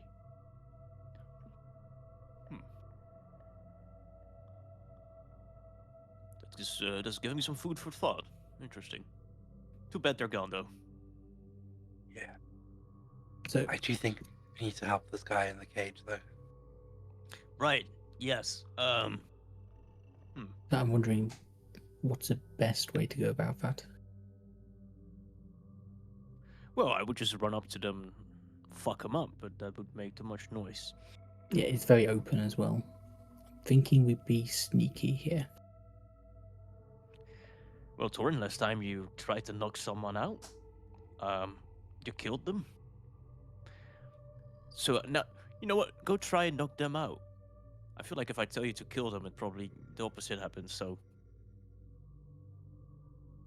Do you reckon if me and Angsy disguise ourselves, we'd be able to just get him out of the cage? If we can come up with an excuse. Let's see if I can actually do something. You about notice 3 more people enter the town centre. A trio of cultists walking together from now the southeastern direction. shit. Yeah, but there's a lot of food traffic. I don't think we want to fight here. That's a lot of stabbing. I can understand one at a time. Well, none of you have 2 daggers, but all right. 1 second. Let me think. I think you guys should disguise themselves. Yeah. I don't know where I just had this idea, but maybe that would work. Could you imagine? I already am disguised Oh yeah, that. as one of Yes. them. So we can do that. But what reason would we have for taking him out? Damn. Well, I hadn't noticed, Anxie. Angsy, Thinking ahead. how far away can you talk to somebody in the head? 30 feet, I think. Let me check. Hey! You hear one of the guards call out that just entered the town centre. You freeze for a split second until you realise he's not facing your direction. He's talking towards the guys up on the plateau. How's our little friend doing? And one of the guys sat on the barrel swivels around and looks behind him. I don't know. Let's go check. He stands up and starts to walk towards the man in the cage. The 3 others at this point have now joined on the plateau as well, so there's 5 on there in total. The one guard that was on the barrel just, hey, kicks the cage and no response. You watch as he reaches down and grabs a handful of shit and throws it at the cage, splats it through the bars and onto the man. And he lies there still and motionless. Well, looks like we're gonna need another one for tomorrow morning. You got one somewhere you can grab? No, man, go find it yourself. We've been on patrol all night. Fuck you. You watch what you're fucking saying, mate. Killer picked me by hand. You don't get a choice. Don't act like you can step up to me. The two of them start bickering. And you watch as this bickering starts to escalate quite a bit, while the second guard that was on the plateau approaches the back of the cage, undoes it, and drags the guy out by just his hand, and tosses him off the back side of the plateau to a place you can't see, but you can imagine just on the floor behind it. Because the plateau's like 3 feet high, so you just wouldn't be able to see right behind it. Would you both shut the fuck up? This guy says. No one gives a fuck who picked you. We're here to keep these fuckers in line. Just do your job. You watch as the leader of this trio that approached the group just twitching a little bit. And then you watch as a static electric field surrounds him. Oh, I really don't like the way you motherfuckers talk. And you watch as all 5 of them light up in a static electric. Don't fucking start this shit, man. We don't need this here. Yeah, but I kind of feel like I do. I haven't got to shoot something in, at least like a day. And I'm feeling like I want to fucking kill you. This is quite like a raised conversation that you're hearing. They're both sort of like borderline shouting at each other despite only being like 20 feet away from each other. Maybe they're posturing. Maybe they're just going a little crazy. But you watch as one of them just starts like snapping his fingers and creating like little bits of ching, ching, like lightning electricity. You know I could end you in a fucking instant, right? Buddy, we could all end each other in an instant. Shut the fuck up. Don't you talk. You only just got your powers like a day or 2 ago. You don't get to dictate to us what we can do. You don't know the depths of this yet.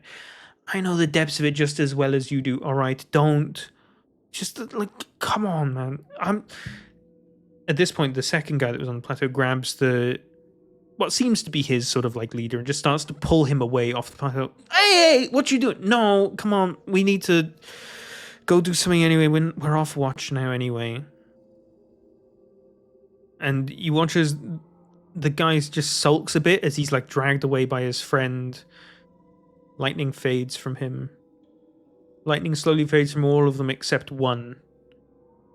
And as the 2 walk away, kind of just with their backs turned, you watch as the guy that put on his lightning first, you watch as he shoots a lightning bolt that whizzes right past the 2 and impacts a building next to it. You watch as part of the wall falls away instantly from the blast, and the 2 jump and turn around. It's like, you'll fucking remember that next time you speak to me, yeah?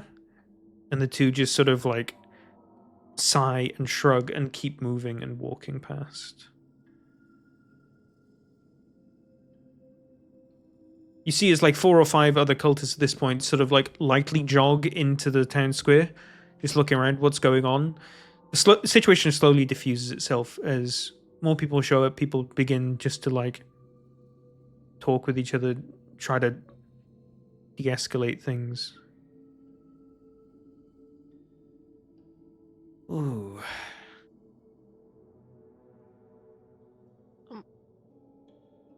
He said handpicked by who? Killer.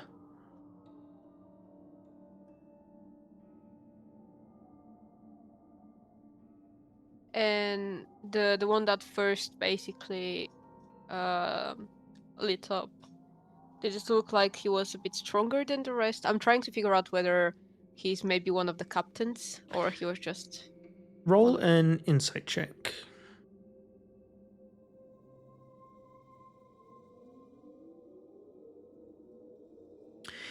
He didn't really seem to have more power than the other, but from the vibes that you got from each of these people, he definitely seemed the most unstable. Okay.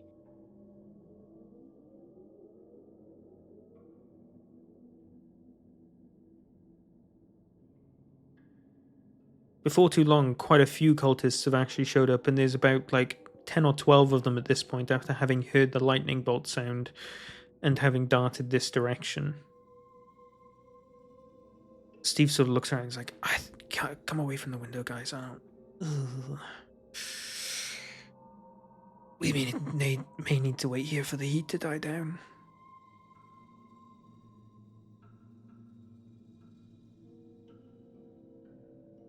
I'm trying to think, for morning, is there any chance of us getting one of them in the cage?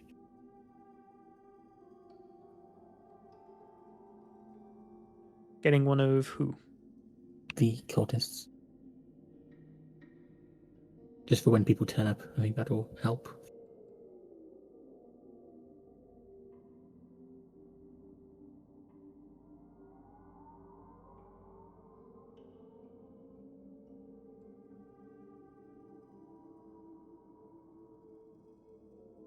What's the group thinking? What's the plan?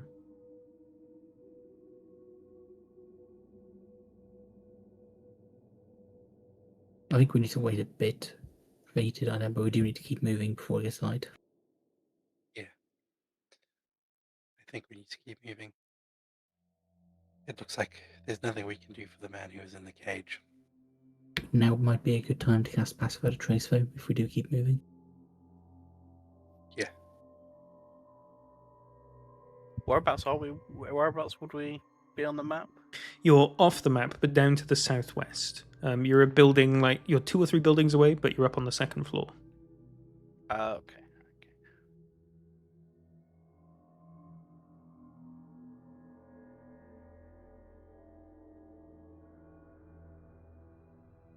I'd say let's give it 10-20 minutes and then head out slowly. Steve slightly nods his head. Yeah, I mean, this looks like it could be the like a common place for like cultists to come back and forth, as you say. A nexus point. No. It's where all the main streets of the city converge, as was explained to you by the woman earlier. Yeah, as much as we want to attack or like help this prisoner who just looks important, it's probably worth, as you say, waiting or trying to find a better advantage point, maybe. He's dead. We can't help. They either took him out of the cage, or I took him out of the cage and he's probably gone. As far as we know, the cage is currently empty, so... It is. Okay. It's potentially gonna get filled. They need someone new. Well, it ain't gonna be me, so I'm gonna... Yeah, I think we should wait.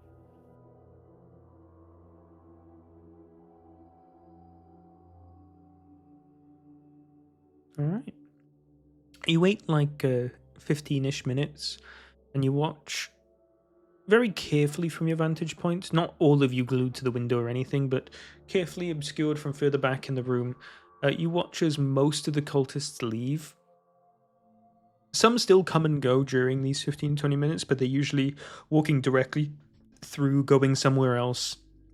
A couple of them bring out a bunch of bags, heavy filled bags that they leave up on the plateau. They sort of stack them against some of the broken barrels. But eventually there's just 5 cultists left in the town square. And it's probably about time for you guys to slip out the back and carry on.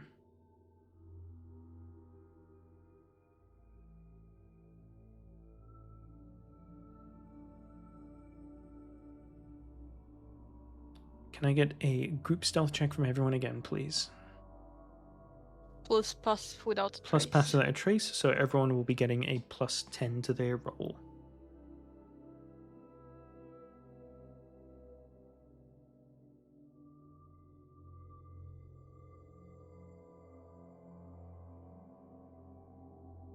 Yeah. Okay. That's actually some good rolls. So with Steve leading the group once more, you head out. This is the point where you have to cross a couple of the main roads in the city. You need to cross over the southern road and the eastern road to make it to the northeastern quarter where the barracks is. You wait a good bit before you do each one, making sure to check both directions, trying to peek as best as you can into the alley opposite so that you're not running into some on the other side.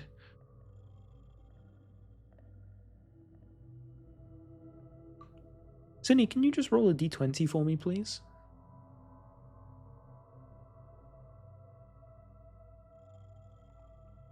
Okay.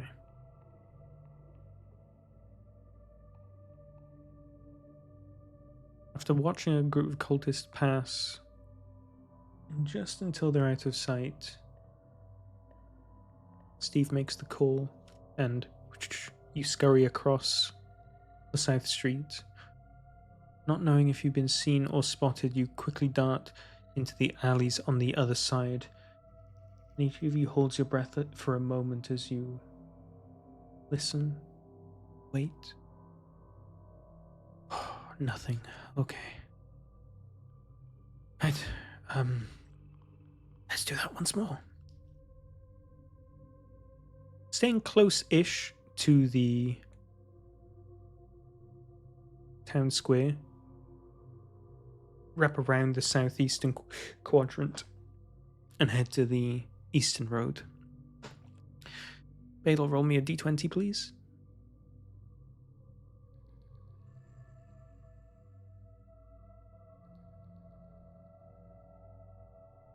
This one takes you a few attempts. And in fact, there's one moment where Steve calls it and you start to dart out before he stops and starts shuffling people back with his hand. And you watch as a horse and cart goes across you from east to west towards the town square. Cart is manned by 2 cultists. There's a bunch of bags on the back of it, burlap sacks.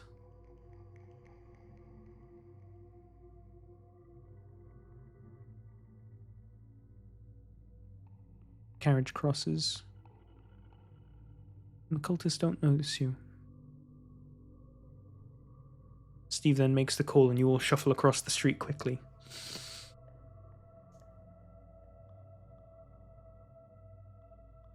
It's at this point that you notice something you recognize, because you were told it was going to be here. The Last Bite, a small little cafe with its front windows completely smashed in, the door open and barely on its hinges anymore, and the sign only just barely still saying the name of the store itself. The keys probably were a bit of a symbolic gesture, given that the door is more or less non-functional.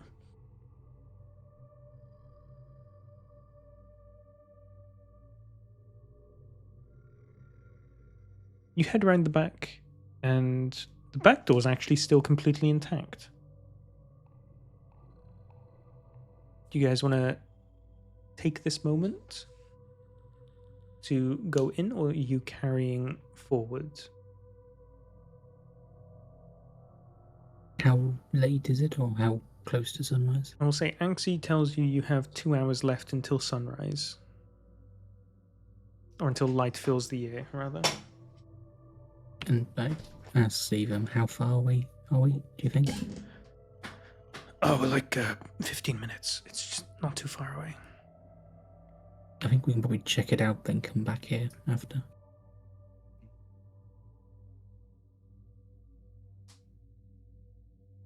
So go into it now, make sure it's clear, and then come back afterwards, or And go there, see how it looks, decide then. to the but, barracks, After okay. we're done, yeah. And then after we're done with that, we can come back here. Okay.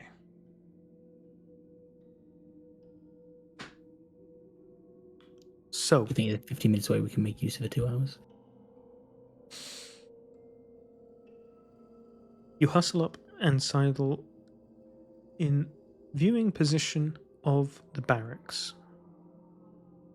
It's a large stone building with 4 probably just aesthetic looking thin stone towers at each corner point of the building. It looks really quite heavily fortified, and you see quite a lot of lights on inside the building. You've approached the building from the back, and you can see it does not have any back entrances to speak of. Lights are only on from the 2nd floor and upwards. There is 1 or 2 windows open on the 2nd and 3rd floors as well. And from what you can tell from scouting out this building, there is one and only one entrance. The front door.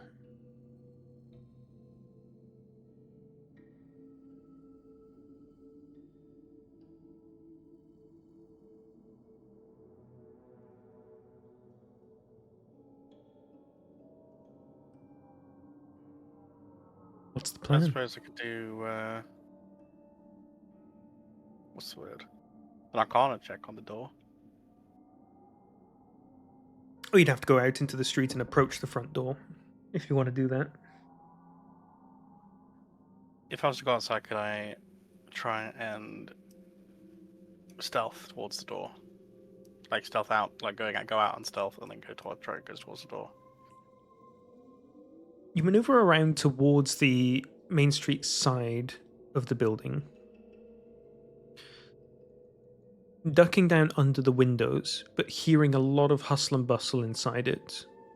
Not a cultist moving around a lot, groaning for waking up for their shifts from what you can tell. And then as you reach the side of the building, you look across. You can see the front door, and you can see 3 cultists outside of it having a smoke together.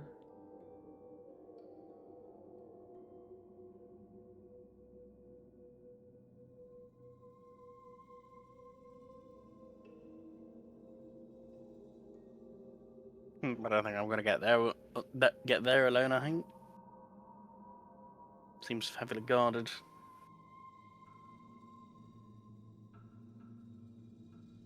I don't think I'm. There was a window, right? A few windows. 2 floors up. 2 floors up. Because there's no windows next to the sides of the door or anything. They are, but they are closed. No, I think I'll just stay low. I'll still stay outside, but I'll stay low. I'll just keep hiding behind like a box or something. You return back to the group to report that? Yeah. Okay. The group's currently just in an alley, just off the side of it. You're not like directly next to the building, but you're like in an alley that's got perfect sight of it, the building.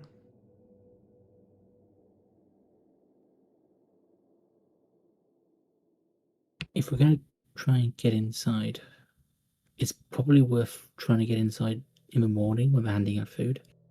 Because I bet there's going to be a whole bunch of cultists in the main square. Would be a good idea. I mean, There might be like less people guarding this. yeah, we could always wait for that. It's better than maybe potentially stabby and then failing it. Well, there's still a question of how we get inside, though. I could always try to unlock it. I think I have lockpicking skills. I mean, we could potentially stake out and see how they operate, whether they bring people here and how they do so. And if we decide it might be valuable, whatever, we could potentially act out as if we are part of them and we're bringing prisoners. Infiltrate. How far is your telekinesis range? Telekinesis. Well,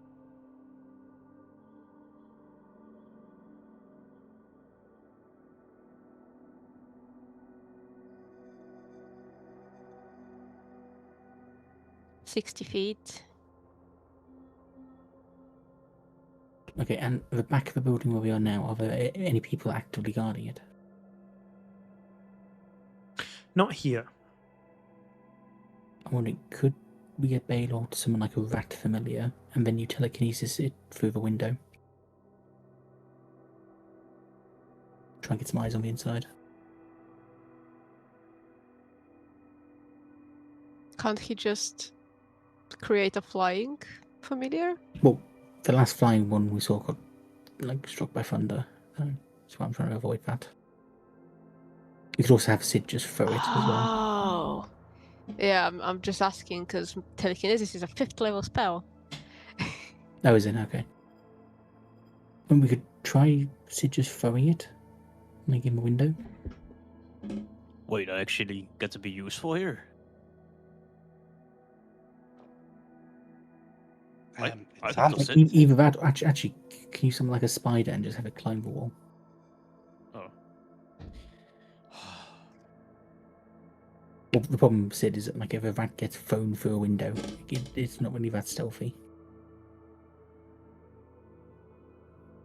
It's the only downside of that idea. Yeah. What if I miss, that rat? There is no way you're gonna miss.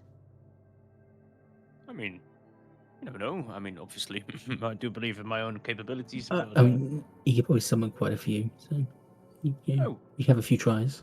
got some munition. Okay. It's not free to summon them. It does cost a resource. Come on. Give me a rat to throw. I prefer not summoning a few. As you guys are having this conversation, you hear a set of footsteps, a few sets of footsteps out in the main street. You hear a bunch of guards sort of muscling back at each other. You get the idea that they don't really like each other and they're just sort of like walking together because they have to. So like you can tell just from the vibes of what they're saying, these don't like each other's company. But they are incredibly close to where you are.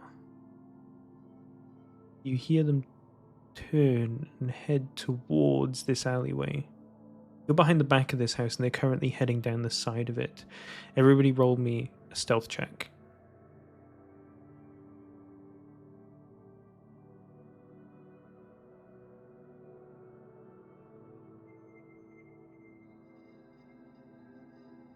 I do a lucky. You can indeed. You don't. It's a group stealth check, and you've got +10. Oh, you do still Plus- have plus plus 10 Yeah. from past that trace, so that's a 20. Yeah, Oh, I Yes. didn't realise it was a group one. Sorry, I thought it was just individual. No, it's alright. we're super good. The guards continue to walk down this alley. Both of you, or a lot of you, sort of like press up to the wall, try and make sure you're obscured by something.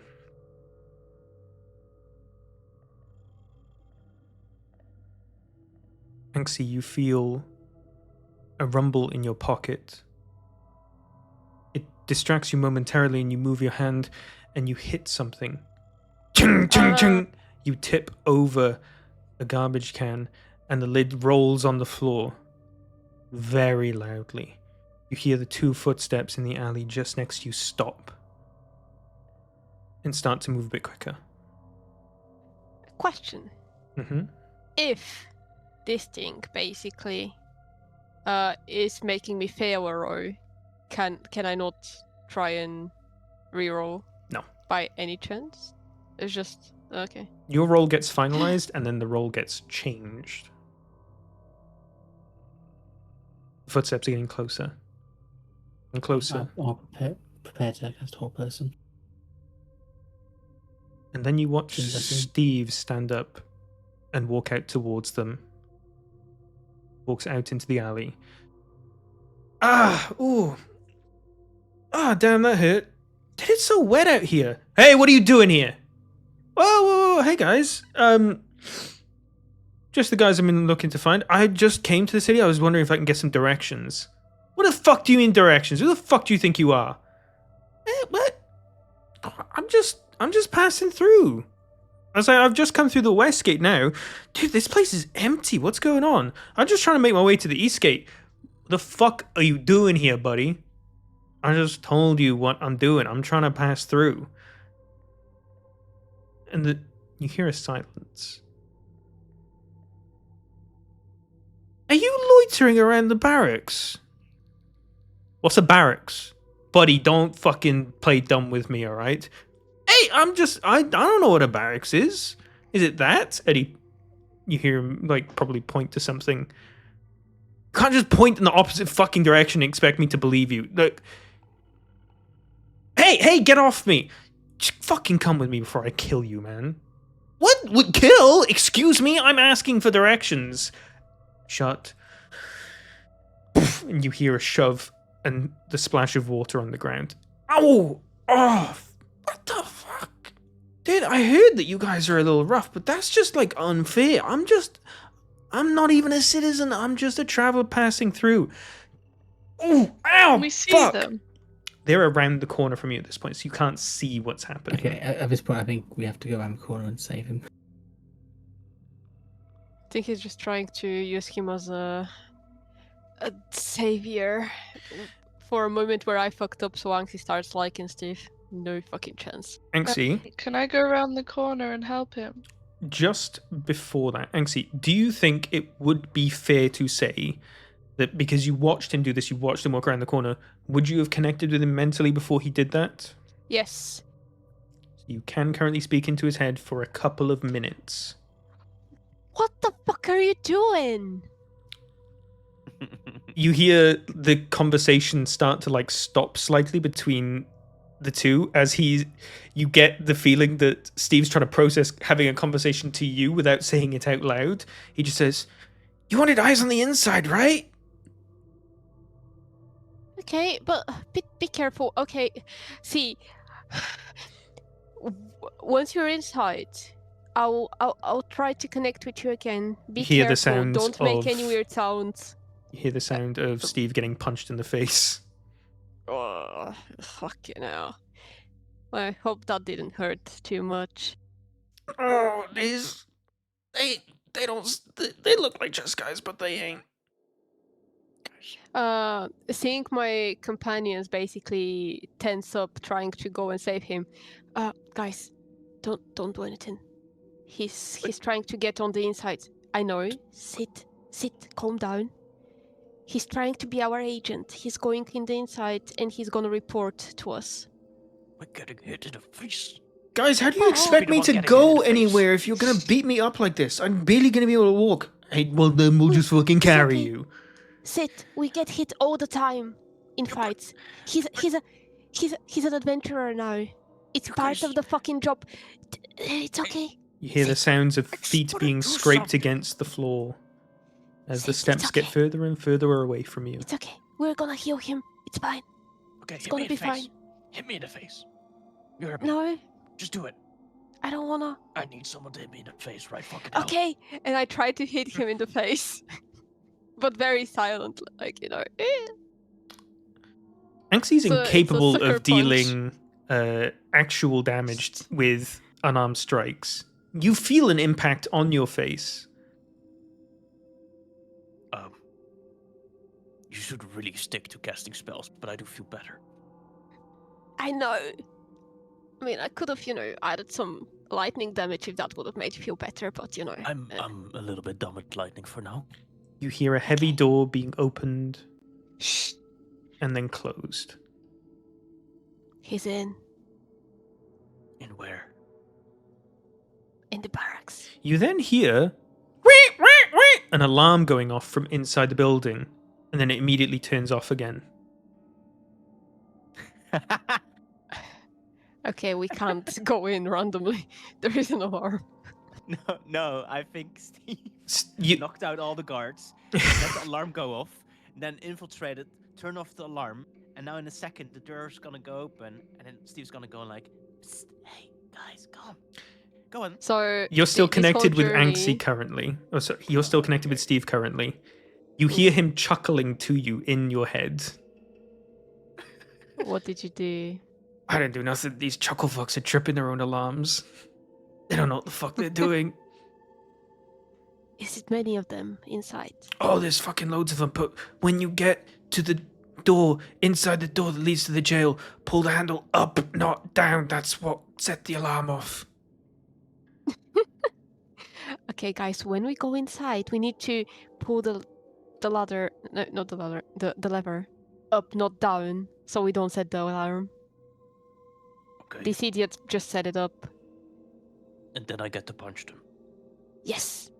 Oh, that's great. Oh, Shall we go? Anxie, there's a lot of No, people no, down no. here. One of my eyes is closed out because it's full of blood, but like I can see like 8 people. Is there a chance you're You- seeing double? I fucking hope not. I just. Well, I hope you are. Can you get him to describe exactly where they're taking the building? Could you describe Descriptions. what you see immediately when you get inside, like the room? Oh man, Anxie, this room doesn't even have a bed. Please don't tell me you're gonna keep me in here forever. Please come get me. Well, if you give me enough information, you're gonna get out immediately. Yeah, Well, not just immediately, but wait till they go. Wait, I don't need to wait for that. Hold on, you're in my head. I can just wait. Yeah, you're right. Oh my God, Steve, get to the point. Calm down. I'm just. Anyway, when you enter the main. Oh fuck, that hurts. Oh my god, that actually really hurts, Anxie. Venom? Whoa. It's okay. Baylor's gonna heal it. Now relax. Inside the front door, there's like a big room, big-ish. Well, it's like as big as my house, but my house isn't that big. You know what I mean? It's modest. Okay, enough. okay. There's a Okay. desk in the, on the other side of the room from the door, and then behind that desk there's a door. That's the one that has the alarm on the door handle. Pull it up, not down. Pulling it down just immediately set it off, and they all just shouted at each other for being idiots. There's a stairs behind that door that go down.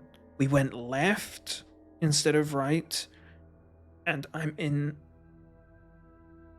one of the cells. I wasn't counting. I'm sorry. I'm in one of the cells. Maybe I'm in the middle of the room, but I'm on the left of the side of the Okay. jail cells.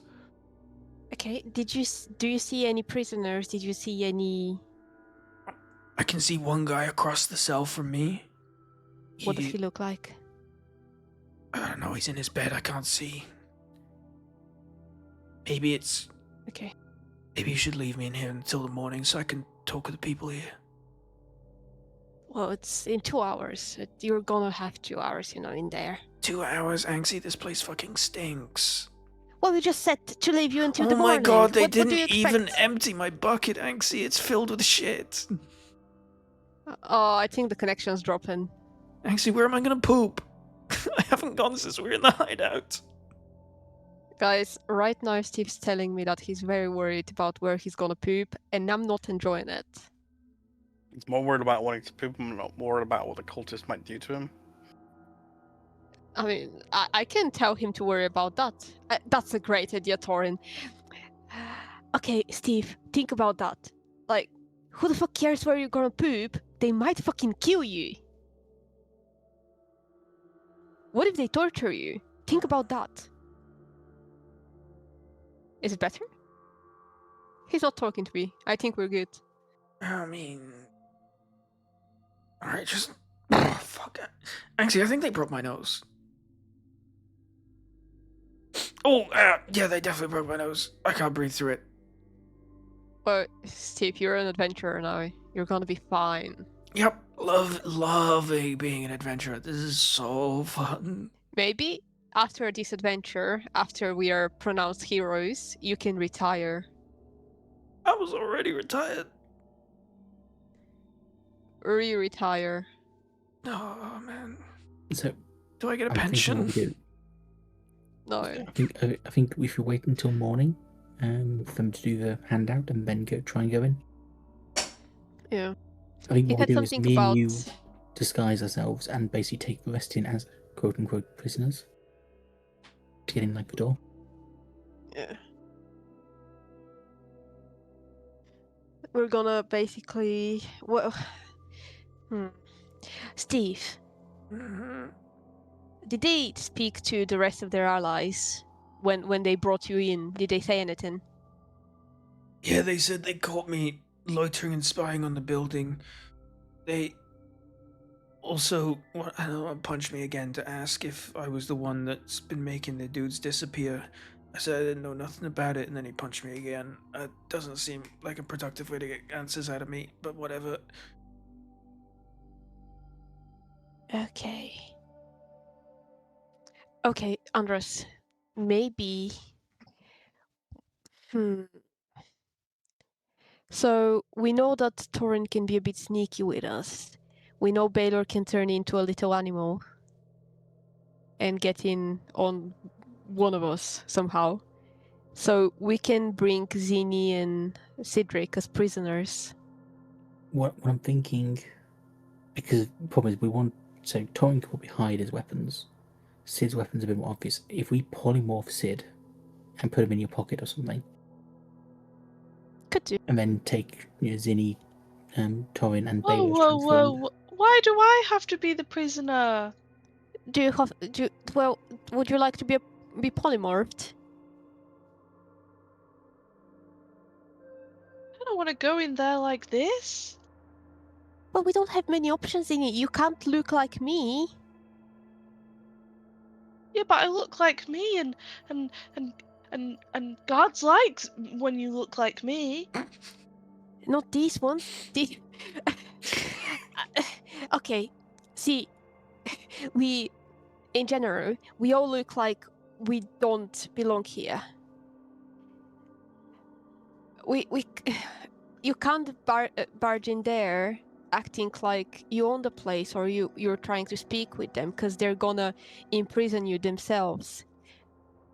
If we act like we found you and we're trying to imprison you, we can infiltrate together, basically, without any of us actually being captured, and we can surprise them.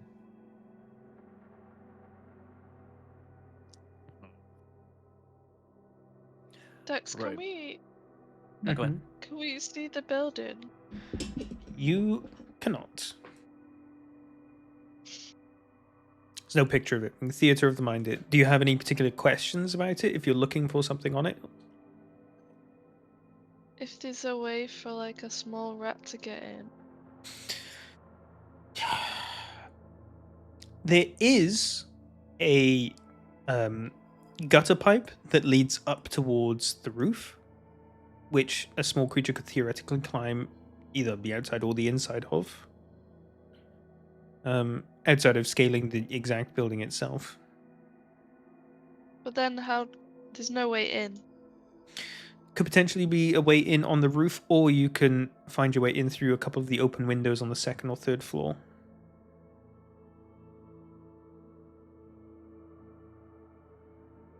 Can I summon my rat? You can.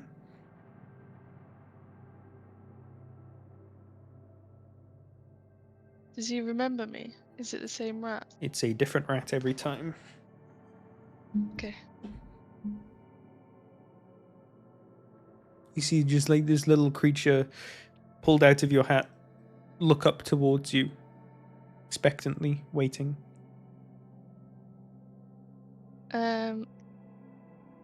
I show him a bit of my crackers. You want some of this?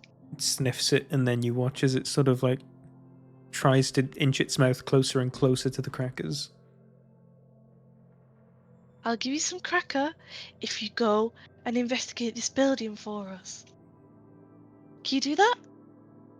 It turns and looks at the building and looks back at the cracker and looks at the building again and hops off your hands onto the floor and starts scurrying towards the building. Might help, like summoning that good thing for summoning that's kind of evil. It only lives like an hour. Mhm. I just want to see if he sets off an alarm as well, then it means that we can't send in Baylor as a rat. Well, we'll send him in as like No, no. a spider in someone's pocket. Yeah, we're not gonna do that. We're trying to get all of the whole party inside. And Andres and I can turn into them basically. Baylor can be a little animal with us, like inside a little pocket or something. I would assume that Torin can shadow us as a rogue, basically try to be extremely fucking sneaky. And it's Cedric and you.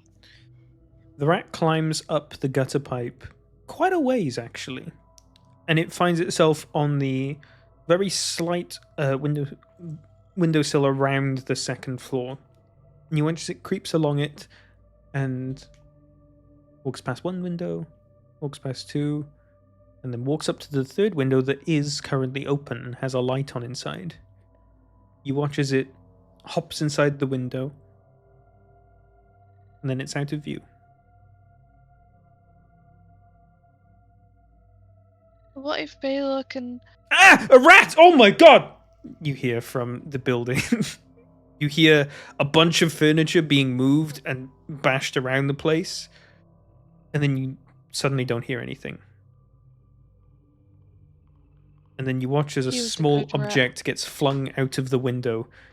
The little rat is on the floor, unmoving.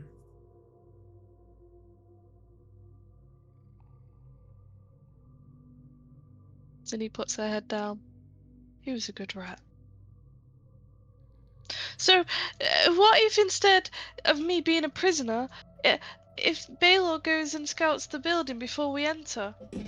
I'm not a prisoner. Well, we don't need someone to go in and scout. We just need to get inside and fuck him up in a good way.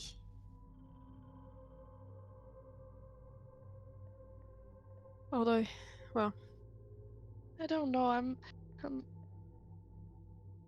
I'm worried because we don't know what we're walking into, and we're just relying on Steve's word. Sorry, Sid, but we don't know him that well. I mean,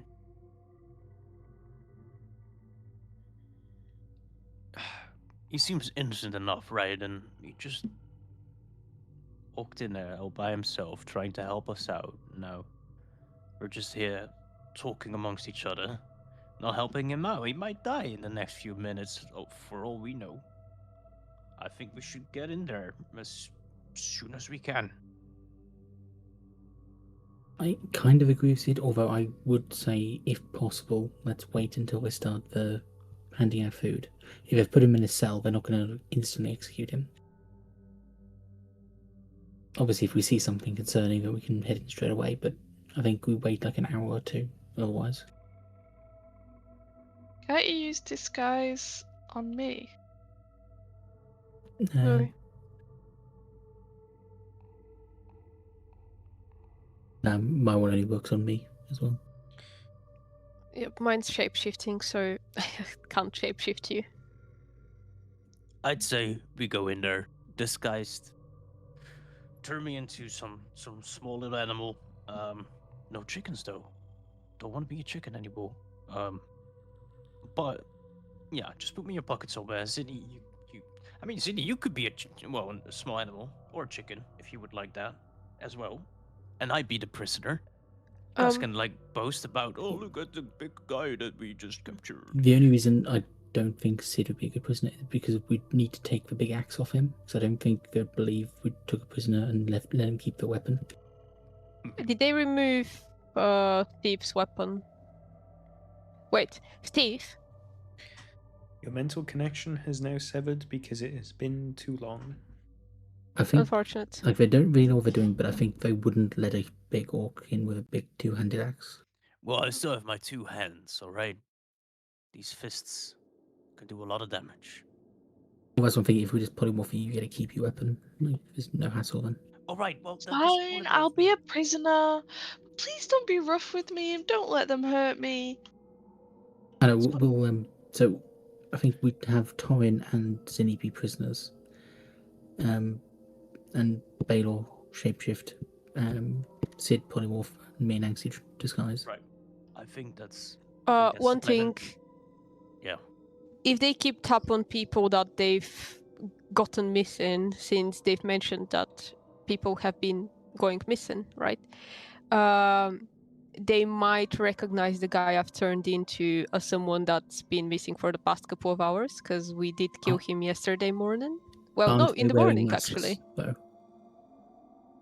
Was this one wearing a mask? I swear you described them as like wearing masks when we first met them outside the city. Yeah, true. They were wearing Guys. face masks to cover their mouths. Worst case scenario, I get unpolymorphed, I have my X, and I swing it at them. I think that idea also sounds great. I think we'll be fine. Is everything feeling great about this? I am. Shall we do this? And also, it I'd- would be very funny if Anxie, like when we get discovered, you throw Sid as a turtle at them and then drop the polymorph as he's in the air. True, but what if we just get inside, start killing people, and realize that there are too many and we just die? Well, Oh. No. We won't Okay. die. We'll be fine. All right? Okay. I think this plan can work. Also, Zinni, I think you've got to be a great prisoner. And I put my hand on their shoulder and I cast heroism. I think what we can do as well is if we get inside, if we make sure we lock the door behind us, that Mhm. might prevent more of them, like reinforcements coming in. One thing though, okay, so Zinni, Torin, since you look like we haven't touched your toe, I have these things that can make you look bruised, and I get my disguise kit out of my back, Ooh, yes. and I start like trying to make them look as if we punched Rough them them a up a bit, bit. like rough them up a bit. I think I might have a better idea. Sid, punch me in the face. No, you don't. But you gotta make it look more realistic, right? Torin, shut up. I've Okay. already made it realistic. You look like a piece of art right now. Like I've done that to your face. Okay. Feel violated. Okay. You guys look a bit rough. That's good. Okay, do it. Do it. Before I change my mind. Come on. No chicken dough. Shiv, do you have lots No of spell Come on. spell slots Come on. stuff? Come on, do Like, it. can you maybe polymorph him? Cause Wait, do I need to hold my breath while you guys do it? Don't you guys want to wait until the right time to do this as well? Yeah, we want to wait until like the Well- main like square event. yeah. happens. I've made Torin rough and Zinni a bit rough, like looking Mhm. with the disguise kid, but we're waiting. Yeah. Waiting for what? So It's when the morning. main event where they give food out is happening, there's going to be a lot more guards in the main Sick. square, so there's going to be less guards in the building. I Steve think. is. Guys. Steve's gonna be fine. I He's mean, big boy. now, Jolting around and casting spells, and I'm just here with my dick in my hand, not doing fuck all right? You're It's gonna gonna be do so much frustrating. with your dick The only thing out Steve of your did hand. is to take You're a gonna shit. hit them. Yep, Dick Sorry. Nickerson. I mean, Anxie, I understand what you're saying, but that's really weird. Saying it like You that. said it first. No, it's an Don't care. expression. Don't Okay. care. All right, fine. I'm hungry. And Sid just sits down and starts nibbling on some of his rations. With a pouty face. You could polymorph him into a dick. Let's not. All You know what right. that is. We do not. You just said that? No, I don't think anyone knows what what it is. It's a small deer. It's a small, like, baby deer. Okay. Hey, that worked. Put me in your pocket. Yeah, we captured these two adventurers and a deer. No, adventurers. We were gonna say that we saw these weirdos basically on the not the main street. Well, we can act it out as if we found them on one of the main streets, and we think that they might have something to do with the disappearing comrades we have. Yeah, that's what we were planning. But yeah, let's just sit back and stay hidden and keep an eye out. Yeah. For now. All right.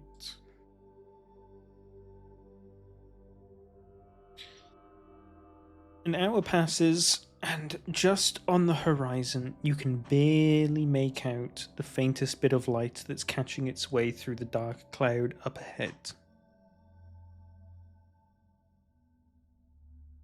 Another hour passes, and you hear the city start to wake up a bit. Still incredibly quiet to any city that you've been in before. You start to hear more people in the streets, some people in the alleys. You see quite a few people on the main street, civilians heading towards the town square.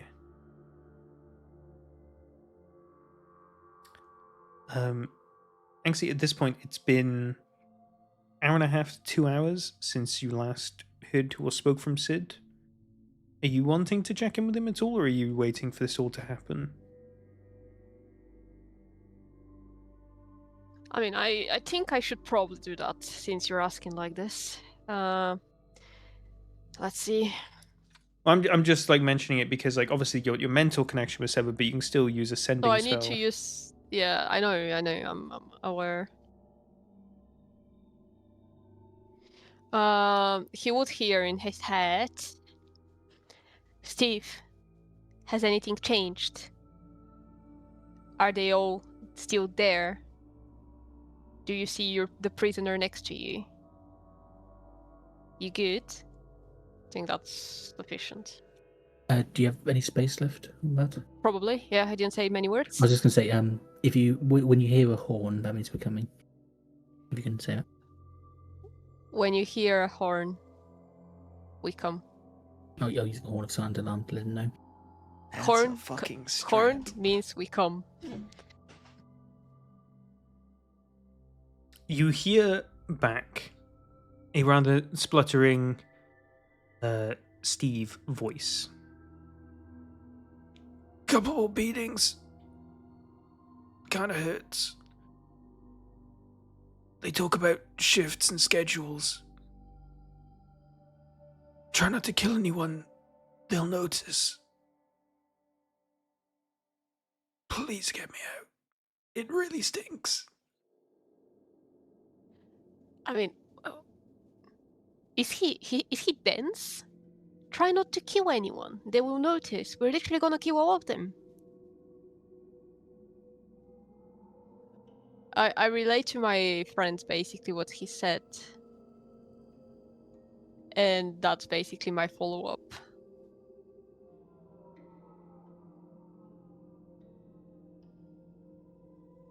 Are you sending another sending to him, or? No, what I said to my friend basically. Alright. What does he mean by like not killing them? We are literally gonna kill all of them. That's the plan, right? Yeah, I think we're trying to go in, release all the prisoners, and take them out. Now we're talking. I mean, our plan's not perfect, okay? I mean, I get to hit shit. I think it's a great plan.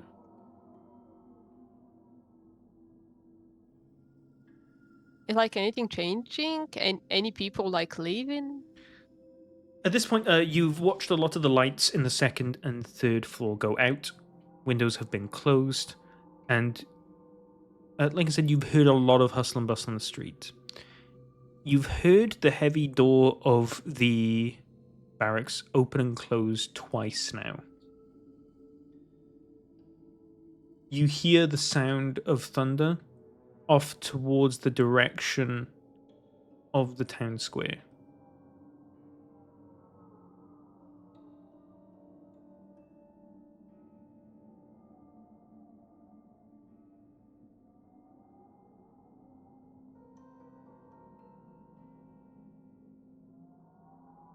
Have we been long enough here, basically standing, so it could have been called a short rest? I would say, because this is a very not secure place, I'm going to say no. You're sort of like always double checking over your shoulders. There's no time to like relax and try to rest. Okay. So, what's the play?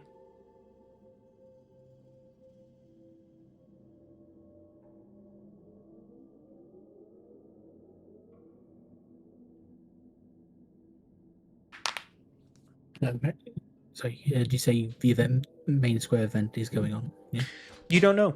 You heard thunder coming from that direction, and you've heard the front door to the barracks open and close twice now. You've heard lots of footsteps in the main street. You can't necessarily know to attest which ones are civilians, which ones are cultists. I guess it's now or never then.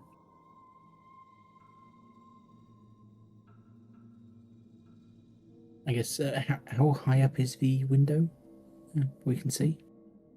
I'm just thinking if we get stuck, if we need to get out. The window on the first floors are just like at a standing, you can see into them. The second floor is like 10 Okay, feet but there high. are windows, so Yeah. we can like get out through the window. And... Yeah, there's windows all around the building, but you've never seen any lights on the first floor yet. Oh, I alter self to look one of them as well. I guess we go. Should we? I mean, what would mean the lights being off on the first floor? Should we wait for them to be on? Like, what? I'm not sure. Guessing that's where they're keeping the prisoners and whether they're keeping them in the dark. Hmm.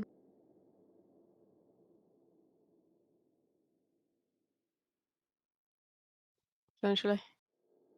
Okay. As we're going, I guess we could just look in one of the windows. I guess we're walking past it anyway. Can we get going, guys, to stop talking about windows? Yeah, so Wait. if you want to... Okay, what are you gonna turn me into, just so I know? I mean, whatever Baylor chooses, because he's the one Yeah, turning you. What do you want to be, Sid? It's got to be something small. Anything but a chicken. I think a gerbil would suit Sid pretty well. A gerbil? What's that? We'll see. It's a rodent. A rodent? Like a rat, a mouse. Those are all rodents, so something similar to that. You have something a bit tougher, maybe. Like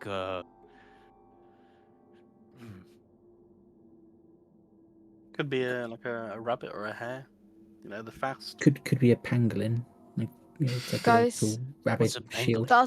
Doesn't matter what you are, Sid. You will be it for a few minutes, Alright. and then you will Fine. be yourself. You're big.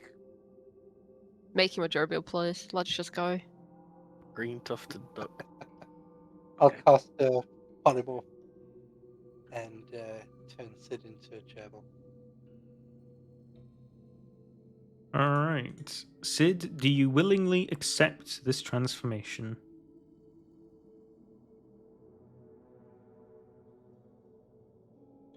Okay. I was quickly checking what kind of noises gerbil makes. Yes. Fuck yeah. Before we go, I'm gonna cast Mage Armor on myself. Okay. In a sudden poof, Cedric disappears and left in its place on the floor. Very small, very cute little gerbil, mostly white with some brown spots. If you want to take him, Maxie, I'll take Baylor, I guess. Yeah, okay. I pick up the gerbil. I look at him. Oh, you're cute, Sid. Okay, let's go. And I put him in one of my pockets. You can kind of feel me wiggling around, trying to sort of figure out what's up and down.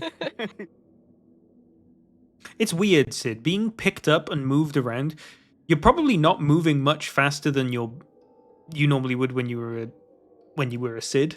But when you're so small, being moved around just in someone's hand feels like you're being yanked at lightning speed. Because in comparison to your body and how fast the gerbil body is normally meant to be moving, you're moving way quicker. So it feels like you're being like whipped around in a slingshot as you just sort of get picked up and put in the pocket, and all light suddenly gets snuffed out. It also makes me think, of the last time that I was picked up. And I quickly do not think about that. Okay. Okay, Baylor, if you wanna. There was a consent here. Sorry. Like I said, I'm not thinking about that anymore. I've got to focus at the task at hand. It was like, do you accept this transformation? It's like, what if I don't? Last time he was picked up by force by his lover, so That's true. Yeah, that's what he was pointing at.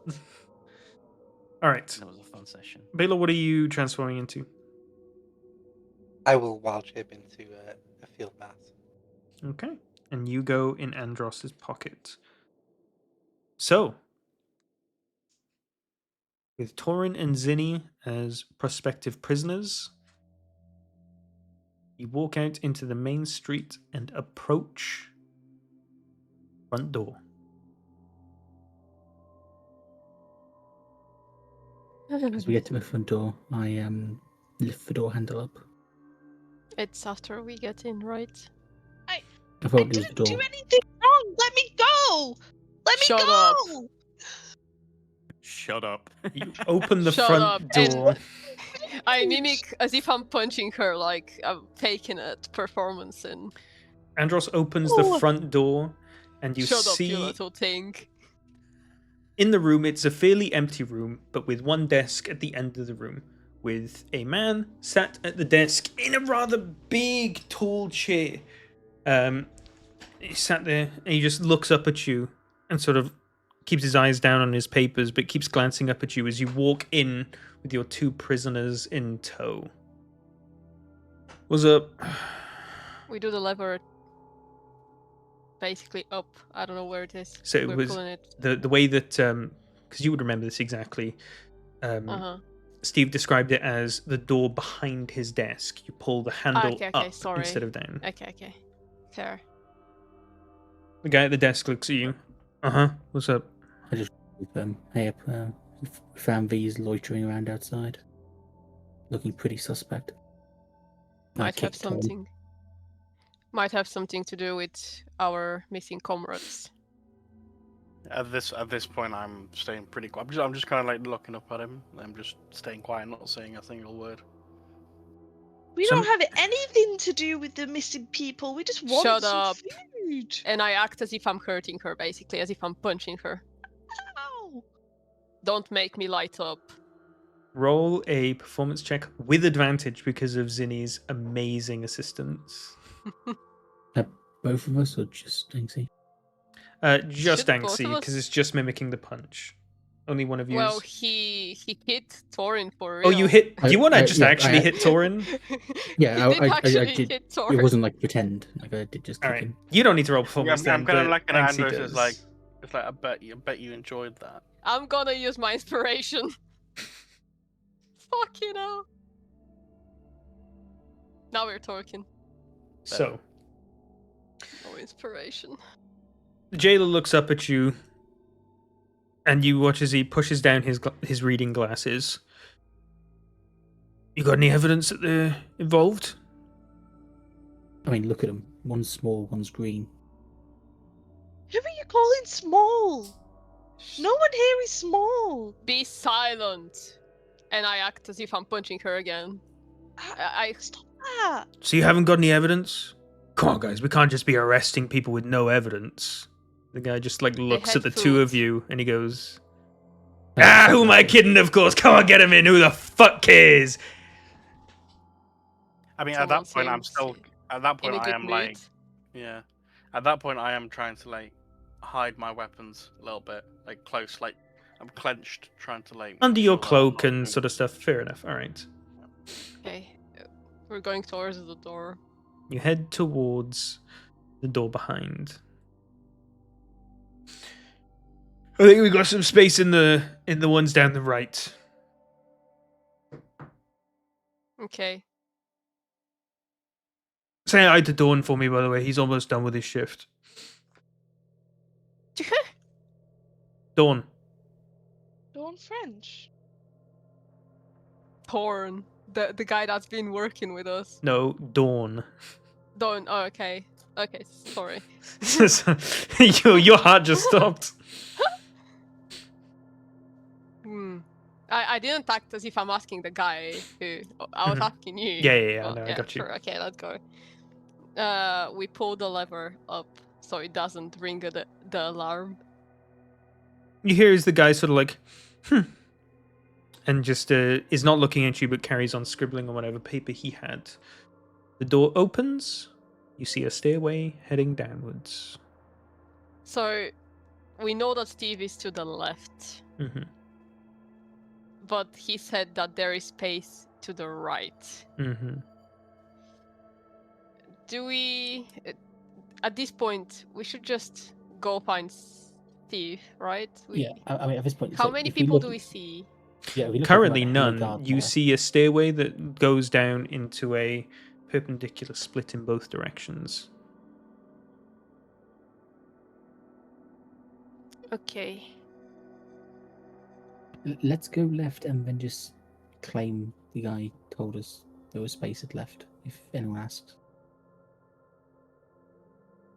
We're not good with direction, I suppose. Let's go. Okay. We go and we know that he's somewhere in the middle, supposedly. But also, while going there, I will be looking around to see the prisoners, whether any of them looks like the one we are actually trying to find actively. Roll me an investigation check while you do this.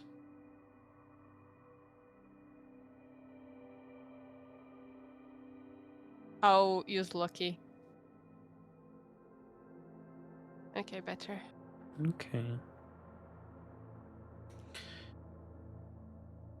You're glancing in between each prison cell as you walk past it. Walking a little bit slower just so that you can get a good glance at everyone as you pull Zinni along, who's doing a very good job of acting as if she's an unwilling participant.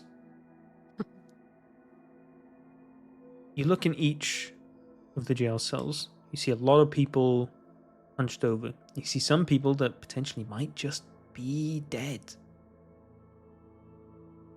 Looking in each of these,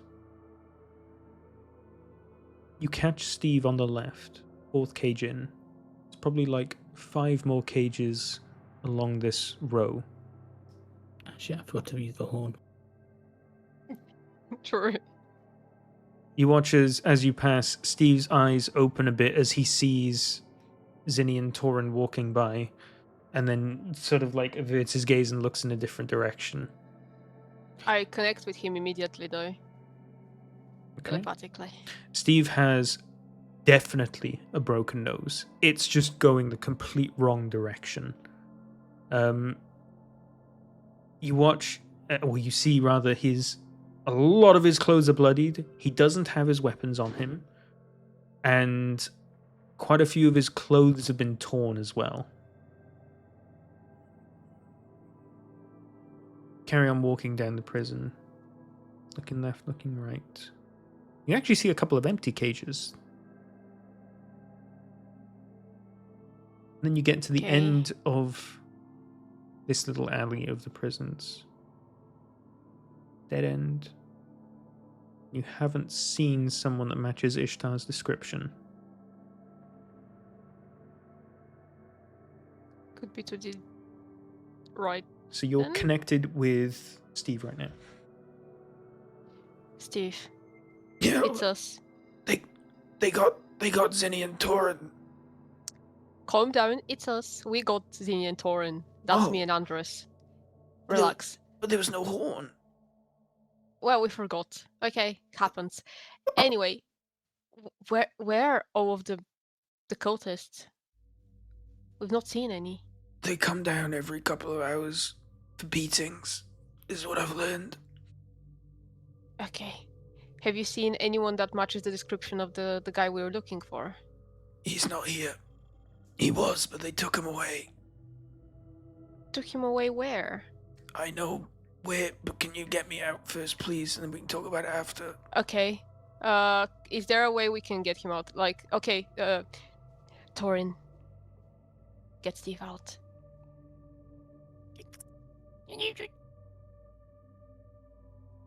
You're a person. You're yourself. Yeah, Torin is, but Sid is an angry gerbil in your pocket. Oh, that was. Oh, sorry. Wait, I'm the gerbil? I thought you answered like this because I was talking to you, so it caught me off No, guard. sorry, I'm a little bit. me off guard. Sorry, no. I'm just fucking around. Yeah. Open the cage. Wait. Uh-huh. How are we meant to get out of here? There's a I can't- guy at the door. No, we put him in the hole. It's just one guy. We can deal with him. So apparently, Steve knows where they've put the guy we're looking for. He's seen him. Also, the rest of the bad guys show up here every couple of hours for beatings, so we need to hurry the fuck up. Else, you guys, our new prisoners, might get beat up. So let's move on. Torin, open the cage. Do you want to check I'll- if any of I'll- the other prisoners are able to fight as well? Better help us. I mean, so Does it's it just- also seem it's like just one it? person, right? No, there's lots. You hear choking, spurting Steve in your head. You gotta free the guy opposite me, by the way. I promised me to get him out. Okay, after you. Yeah, Torin, I'd prefer that. open up this one and then the one on the other side. Hurry up. Chop chop. I Chop, take Baylor in my chop, pocket chop. as well and like encourage him to, he can Yeah, I would. revert to shapeshift. We wanted to heal Steve. I will. It's a good drop idea my though. shit. Let's free Steve. See what he's gonna say, because if we need to sneak into upstairs. Okay, yeah, we'll do that. See what he says. Okay. You also point- probably want to check the right hand side as well. Yeah, I guess I would open the lock, but the only thing I have is. I'm keeping a watch towards the left. See if anyone likes peeking at us. If anyone's coming, anything. I mean, I'd use my thieves' tools to pick a lock. Sure. You're able to do so with so much ease that it's no point in even rolling. The locks here are old and rusted, and because of the relative securedness of the building, you get the feeling that the idea of an attempted jailbreak is not even a thought in these guards' mind with how destitute the prisons look. The cages look like they're barely holding together. So you're more or less able to just yank it and the rust does the rest of it. But you do put the lockpick in, it just sort of clicks so easily and cage Well door done. opens. Okay, Steve. Yeah, What do you know? Tell us quick, and we're gonna heal you. please, it really hurts. He's not in the building at all. He's been taken somewhere else. You need to get me, this guy, and the guy 2 cages down out of here as soon as possible. Okay. So we're just freeing people. Okay, let's move. So we free the rest, I suppose. I would just unlock them one at a time. You start unlocking each of the cages, and some of the people don't move. Some are completely dead. Some turn over in their bed covers to turn away from you. Okay. Andres, should we go take care of the guy upstairs while they're doing this? Well, I'm thinking we probably want something to scout upstairs. We don't know there could be a lot of them upstairs.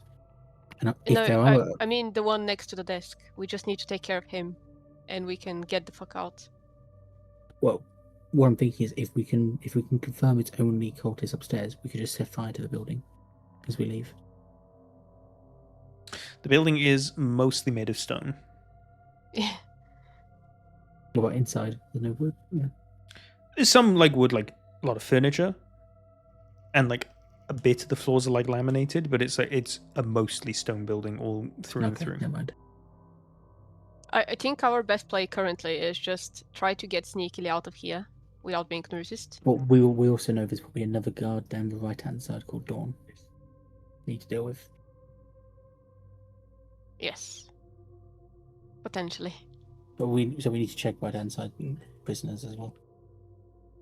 Okay, so let's tell Baylor to get into proper form, I suppose, and since we're freeing prisoners, and the two of us can go towards the right and check what's happening there. And if there's Yeah. Dawn, we can take care of him and then reconvene with the rest. Okay.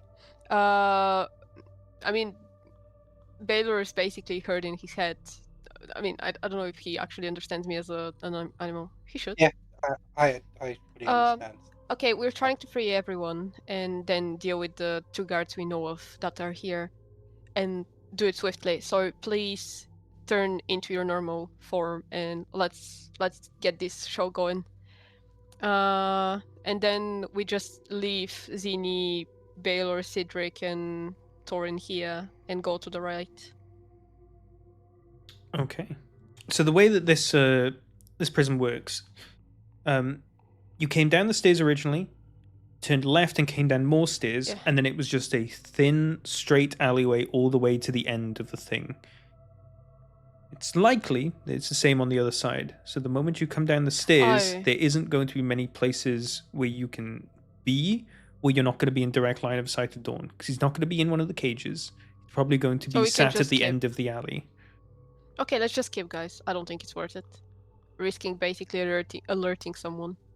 Although we can just go kill him, I guess, and then free the rest of the we prisoners. just go and say we're there to beat the prisoners, I guess. Yeah, but like if that takes time, we're risking people coming back. Meanwhile, we can do that swiftly, get the fuck out, deal with whatever we have to deal with, and then free them. If possible. You know how annoying it's going to be if it turns out like the person we want to rescue is in that side of a prison. Like we missed He it. just said he's not. Steve No, said he's not like even the in the premier prison. person. I mean, The premier person is supposed to be in the well, that's proper once place. the last place they were they were seen was there. Might not Okay, be there. let's go then, I guess. But like, okay, I don't know. I think it's one guard. You know, we can easily take care of him. Okay. Dak's gonna roll natural 20 twice, and we're not gonna be able to do anything. So let's do that. And even if he does like try and fight us, we've seen infighting isn't that uncommon, so a bit of noise won't attract too much attention. Okay, let's try. I mean, it does bring attention to them, but yeah, okay, let's go. All right. So who's heading over to the right wing? I mean, we should get Torin at least with us, or Cedric, or someone, because we need to have a reason to go there, right? Bring a prisoner there. So Sid's still in your pocket. We can have Torin once he's unlocked the doors and take him as a prisoner. Sid cannot stay in my pocket because Baylor won't know when to free him from the polymorph. Because it's his polymorph. So I think everyone should be in their normal form, and 3 of us should just go there. Yeah, let's do that. Okay. Let's get Cedric because he's scary and big. And I feel safer if he's there. I'll drop concentration so Sid returns to his normal self. Okay. Or Torin's it so he can open the doors. Holy shit. Yo, does anyone have some peanuts or something? We do that later, Sid. We need to go free people. Let's go. Chop chop. Gotcha. And we're moving there. All right. So Anxi and Andros are heading over to the right wing. With either Sid or Torin. Who wants to come? What's your play with this guy? How are you approaching this? I mean, we know he's definitely there, right? Well, I mean, we're pretty sure he's there. I mean, I was thinking he just paralyzed and stabby. Yeah, I think that's our play. Paralyze him, not let him say anything, do anything, cast anything, and then stop. But we'll see what his reaction to us is first. Yeah. Okay, but let's bring one of the guys with us so they can start opening doors, and we can do that quicker. All right. Anxi, Andros, and Torin head over to the right wing. You walk down. Which one of you is walking down first? Yes, I'll go first. I'm Andros basically heads down. holding Thorin, bringing him as if he's a prisoner. So Torin's in between the two of you. Yeah. You look down at the end of the wing. You see a cultist sat on a stool. Hey, what's up? You here to Bring relieve me? another one. Yeah. Oh, nice. 2 for 1. New prisoner and I get relieved. Let's fucking go. And as he says that, I'll cast Hold Person with subtle spell, so he doesn't hear it, he doesn't see anything happening, and he just gets the thing happening to him. What's the DC? 16. Well, 17, thanks. He's one, I think. Oh, it's I if she would've uses. used innate sorcery. Okay, I'll allow it. So 17. That is a 9 on the die, which is not going to beat it. The guy instantly Okay. freezes up. Thorin hears in his head, "Quick, kill him." Yeah. Thorin? Yeah, I'm here. Sorry. Go stop him. I would. I'd reach out for my my weapons quickly and go for like a quick sneak attack, like Yeah. proper. Torin Proper dashes across the wing up to the guy in the stool. Go ahead and roll for an attack. And while that's happening, I check for any prisoners that are actually paying attention or are like looking at what's happening. And if there are any, I'm just trying to calm them down and be like, "It's all right, calm down. We're gonna free you." It definitely hits, and it's an automatic crit roll damage. Is it normal or sneak? It's a normal attack because he's seen you coming in. You've not attempted to hide. It's also a thin, like less than 5 feet wide walkway. You wouldn't be able to sneak it towards him anyway. 7 damage gets. Wait, it's piercing as well. That's interesting. Yeah, piercing damage. That's the thing. Do you have any? You have a bonus action that you can stab with your dagger as well, in the same Keep in mind attack that's action. a crit as well. Yeah. Yeah, I'm sorry. I just need to read this piercing effect. Why? If it's piercing, it says it just increases my strength. Okay, no, nothing. Oh, it says when you score a critical hit that deals piercing damage to the creature, you can roll 1 additional damage die. Ooh, okay. Roll another d6 then. Yep. Yes, sir. I'm reading. Hell yes. He knows his class. 3. So that's 4 damage on dice. That get doubled to 8 plus. Is it 6 from your thing? Yes. Yes. So 8 plus 6 is 14. 14. Go ahead and roll with your dagger as well for an attack. Yes, sir. It's his advantage. Yeah, it's at advantage. Advantage. Okay.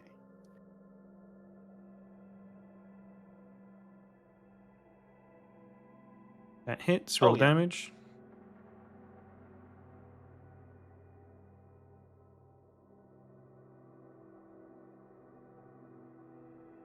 Oh, these That's- rolls. That is enough. Crit as well. Yeah, because that's an automatic crit. You shank the guy with your long sword, and then you come down and stab him in the neck, down into his chest. And you watch as this man, whose body was freezed up, is still frozen, but the light has left his eyes. Anxi, as you hear this mutilation happening, you look in the various cages that you can see immediately around you. You, at the sound of the man being stabbed, see a couple people stir in their beds, turn, and start looking in your direction. I've already started saying that everything's alright and we're trying to free them. And while that's happening, I would assume that we brought the pack of holding with us and we're putting this body in it. I would assume. I don't think you Because can Andrew should get. be doing something. You can't get the body itself in the bag of holding. You could get it in the portable hole, but that's, Yeah, that's wide what I as hell. meant. You need to lay it out, so you can't get No, I that can't. in. So we just leave this body here. Okay. I think we'll just leave it here, yeah. Yeah, free everyone, just reconvene with the rest. Well, okay, so we free everyone, but we tell them to wait here until we tell them to move on. Until you do the horn. And then Well, the only horn's me only and on you. one person, yeah. Yeah, well, we are leaving our comrades with them, so we are going upstairs just before the door. And the two of us are going out. Basically, we're gonna deal with the guy, and then the rest are gonna join us. Okay. Okay, quick question. Was there enough space in the initiative the first room to unroll the bag? In the first room, yes, Where the there guy would is. have been. Okay, cool. That's our plan then. We don't even need it, to be fair. Well, I mean, me and you, like all of my attacks will either raise him as a zombie or make noise. I mean, we We just will need take him it on. stunned, and then everyone else just gonna join, and either Cedric or Torin can just kill him. Oh, okay. Yeah. I think fine. Cedric wants to flex something. Yeah, let's just do that. Let's just go. Me and you, we just have to hold person without him screaming or activating his thing. So I'll try to subtle spell. If I fail, you gotta do it. Okay, yeah. Well, as you're doing your sort of spell, I will immediately, or I'll start drawing up the wand of paralysis and be ready to cast it. Yes, exactly. So that's the plan. Me and Andros are going upstairs while the rest are waiting for our sign. Okay.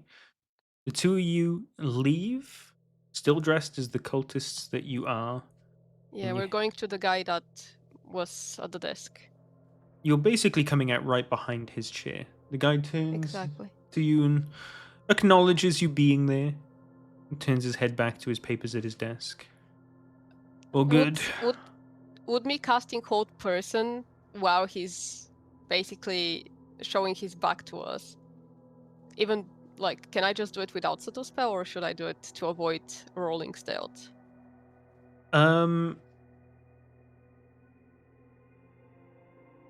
This is going to act as a surprise action, as a surprise turnaround. He's not going to get a chance to react if you're verbally casting or not. So you don't have to I'm use gonna subtle cast spell. it then.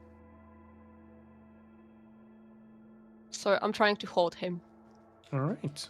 It's Innate sorcery is probably still up. Hopefully, yeah, because that would have been rather quick. Lasts I like mean, a it's minute. a minute though. Quickly stab the guy, come up and stab this guy. Mhm. I would That's say, the- because you know it was going to last a minute, you could do this quickly enough. So, Yeah. yeah, 17. There's a 19 on the die. And I have silvery barbs. We'll roll again. There's a 13 on the die, which will fail. The guy Take it. So is he's held. paralyzed. Do the sign, Andros. Okay, Horn. I blow the horn. Who should I direct it at? Cedric, so he can come here and Okay, I kill him. direct the horn to Cedric. I use it. suppose he's like behind the door waiting.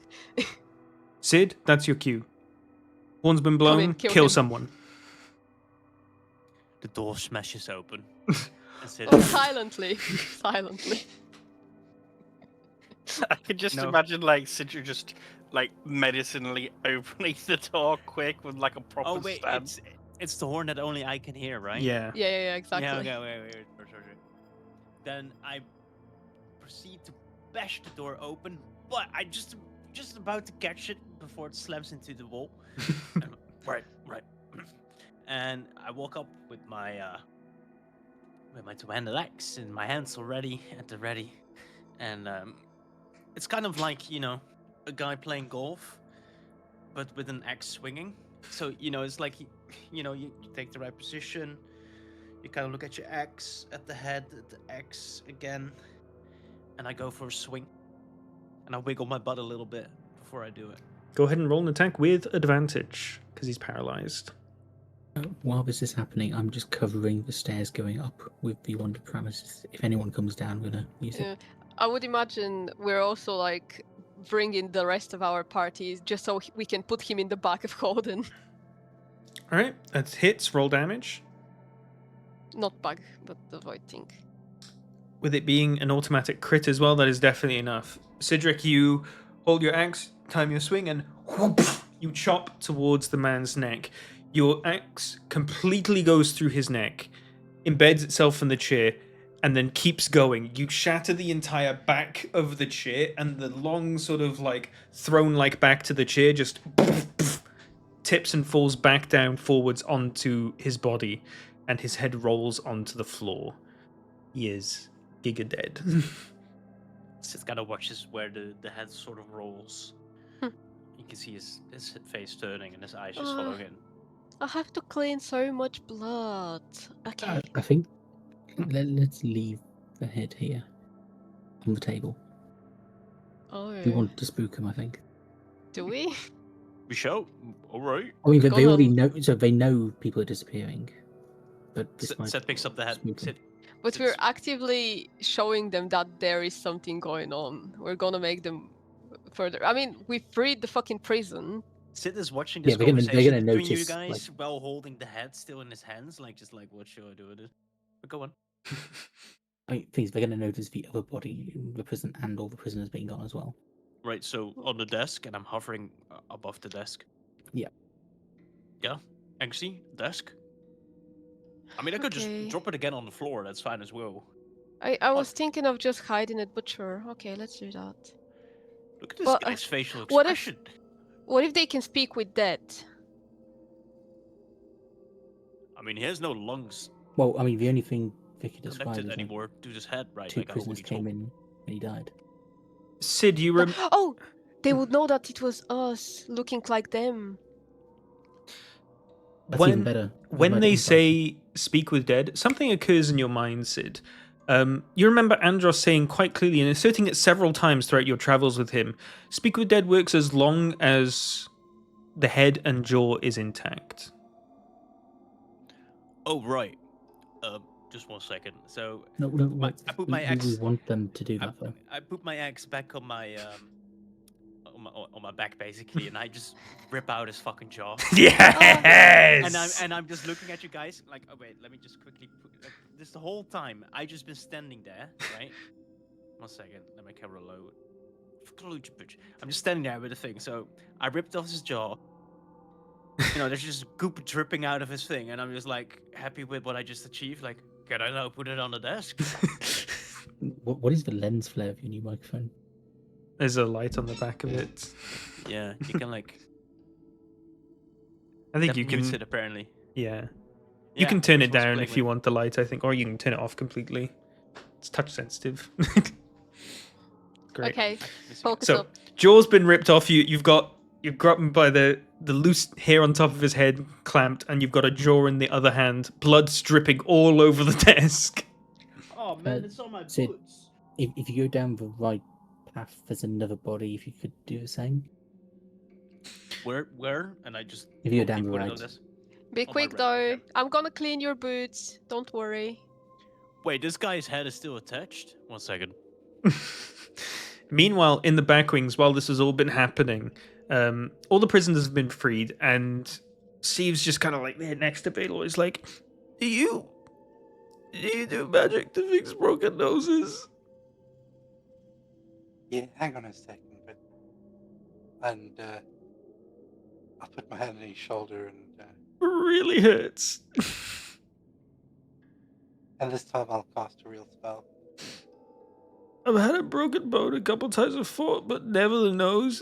Oh, dude. Oh, Steve, you're an adventurer. You have to. This is in the stop back that. wings while this is happening. Don't be mean to Steve. You're off in a different room. Hate the guy. As you cast this, you hear a bunch of cracking, and Sid just oh, I can breathe again. Oh. He pats you on the shoulder. Thanks, Magic Man. That's oh. Oh, yeah. And at Okay, this when point, we were you hear the shattering of wood, and you hear just Sid. And Sid's talking. You get the idea that stuff's been solved upstairs.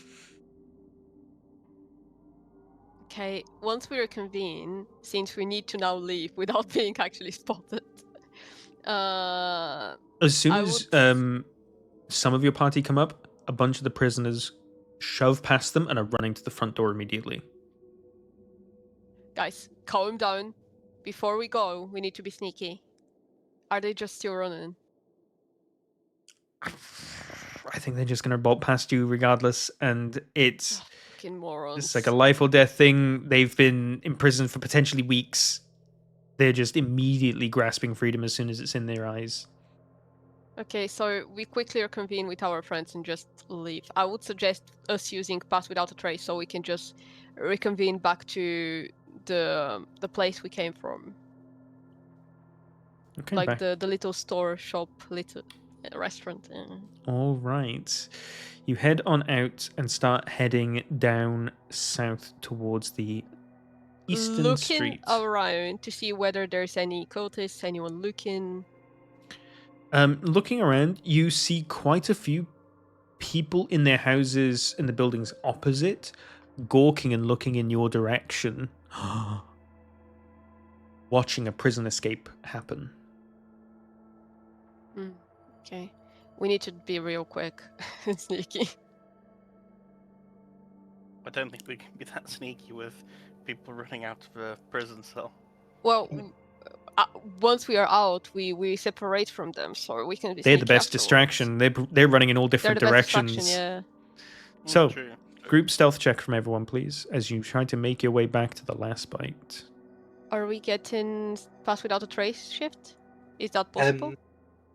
It is. I need to use a high level spell slot. That was any.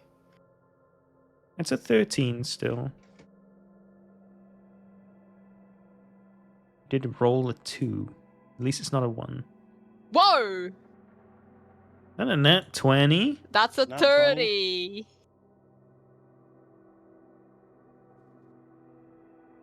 Double success. Okay.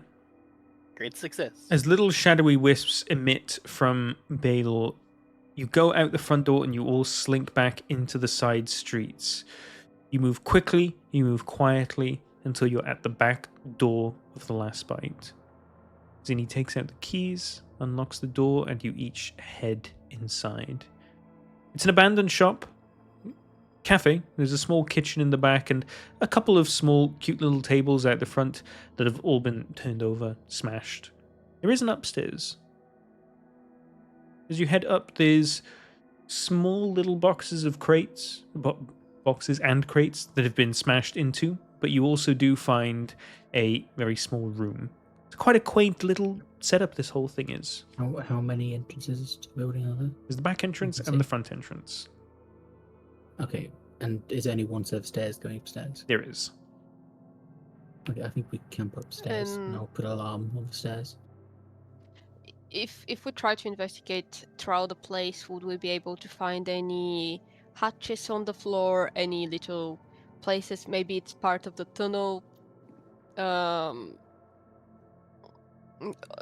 whole hiding below the ground. You look thing around on the with Thorn ground and the floor rest. and you aren't able to see any kind of basements. This is a commercial basements, okay. building. There isn't much reason for a personal basement. It's just used personal storage, really. But you all head upstairs, reconvene. Time to catch your breath. So, Steve, now that your nose is alright and you can speak, can you tell us what you meant? All right, so Ishtar was in the prison. He was in the cell that I was in. The guy opposite me told me all about it. They got him in, and he apparently didn't stay there for long. Just overnight, the one night. But during the night, they came down and tried to interrogate him. Ask him for blueprints to the Parliament building. He said he didn't know where he could get them, but they told him that he did know where they could get them.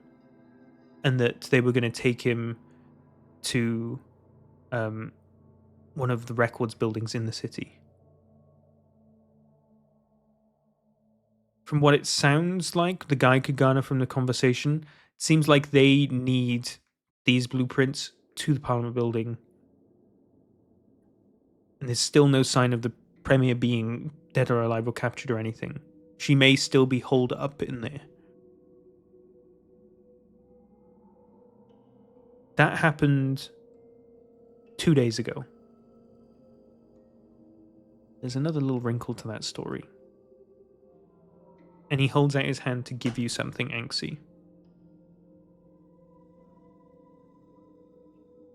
What is it? It's a small little slip of some sort of hard card. A little card that says Ishtar's name on it and has a sort of like glossy finish to it. I don't know what this is, but Ishtar left it under his pillow. And I don't think they knew it was there. That seems like a password or something, doesn't it? Yeah, I think we should keep it. If How I does try Steve to know what happened 2 days ago? He's been in the cell 3 hours. he spoke with the prisoner from the other side. He made friends. Okay. Do you want me to relay this back to Yes, Thorn? Torn. Okay, I'll write in my book. -6 cultists, prison liberated. We think the person we're looking for is in a record building. Do you know where this is? Ishtar's in the record building. Not Ishtar, yeah. who's the parliament person's right hand. Yeah. And Dax, if I try to study this item, what would I be able to find? Roll me an Arcana check, please.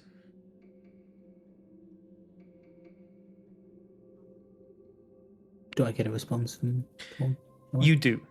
The words that are use written lucky just in case. the words that are written back are, "Oh shit, that's unbelievable." That's crazy. I'm not sure where that building is. Ask around, locals should know. Good luck. I trust you guys can do it.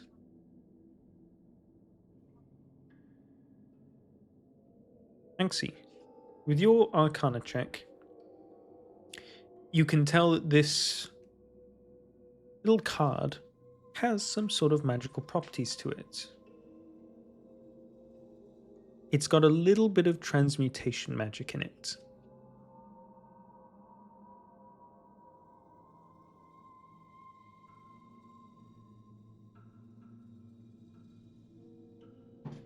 And as we ponder this revelation, thinking about where this trail is going to take us next, breathing a sigh of relief as the group's back together.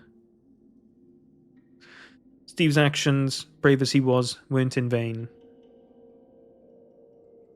You'll take a collective sigh of relief in a couple hours to compose yourselves. And that is where we'll bring tonight's session to a close.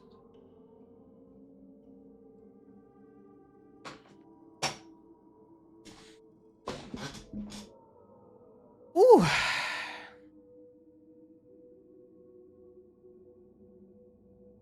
Oh man. I'm doing some good damage today, Tor. Hell yeah. Oh yeah, that felt really good. I was there was a part of me thinking that it's gonna fuck me over with a totem at some point, surely. But no, that felt good. And I No, read a it little. fucked me instead. Yeah, I read a little bit more about my rogue. Properly, like actually, there's a lot more I can do with just normal attacks now. Since both my weapons are piercing, if I get crits or if I do an attack roll, I can actually reroll. I can reroll the attack again for a different number. It's huge. Yeah. Prison break, guys. You did it. No, What do we get? still are Not a missing the lot. person. I mean, like, it's probably gonna hurt their morale a bit. We can do that with none of them noticing.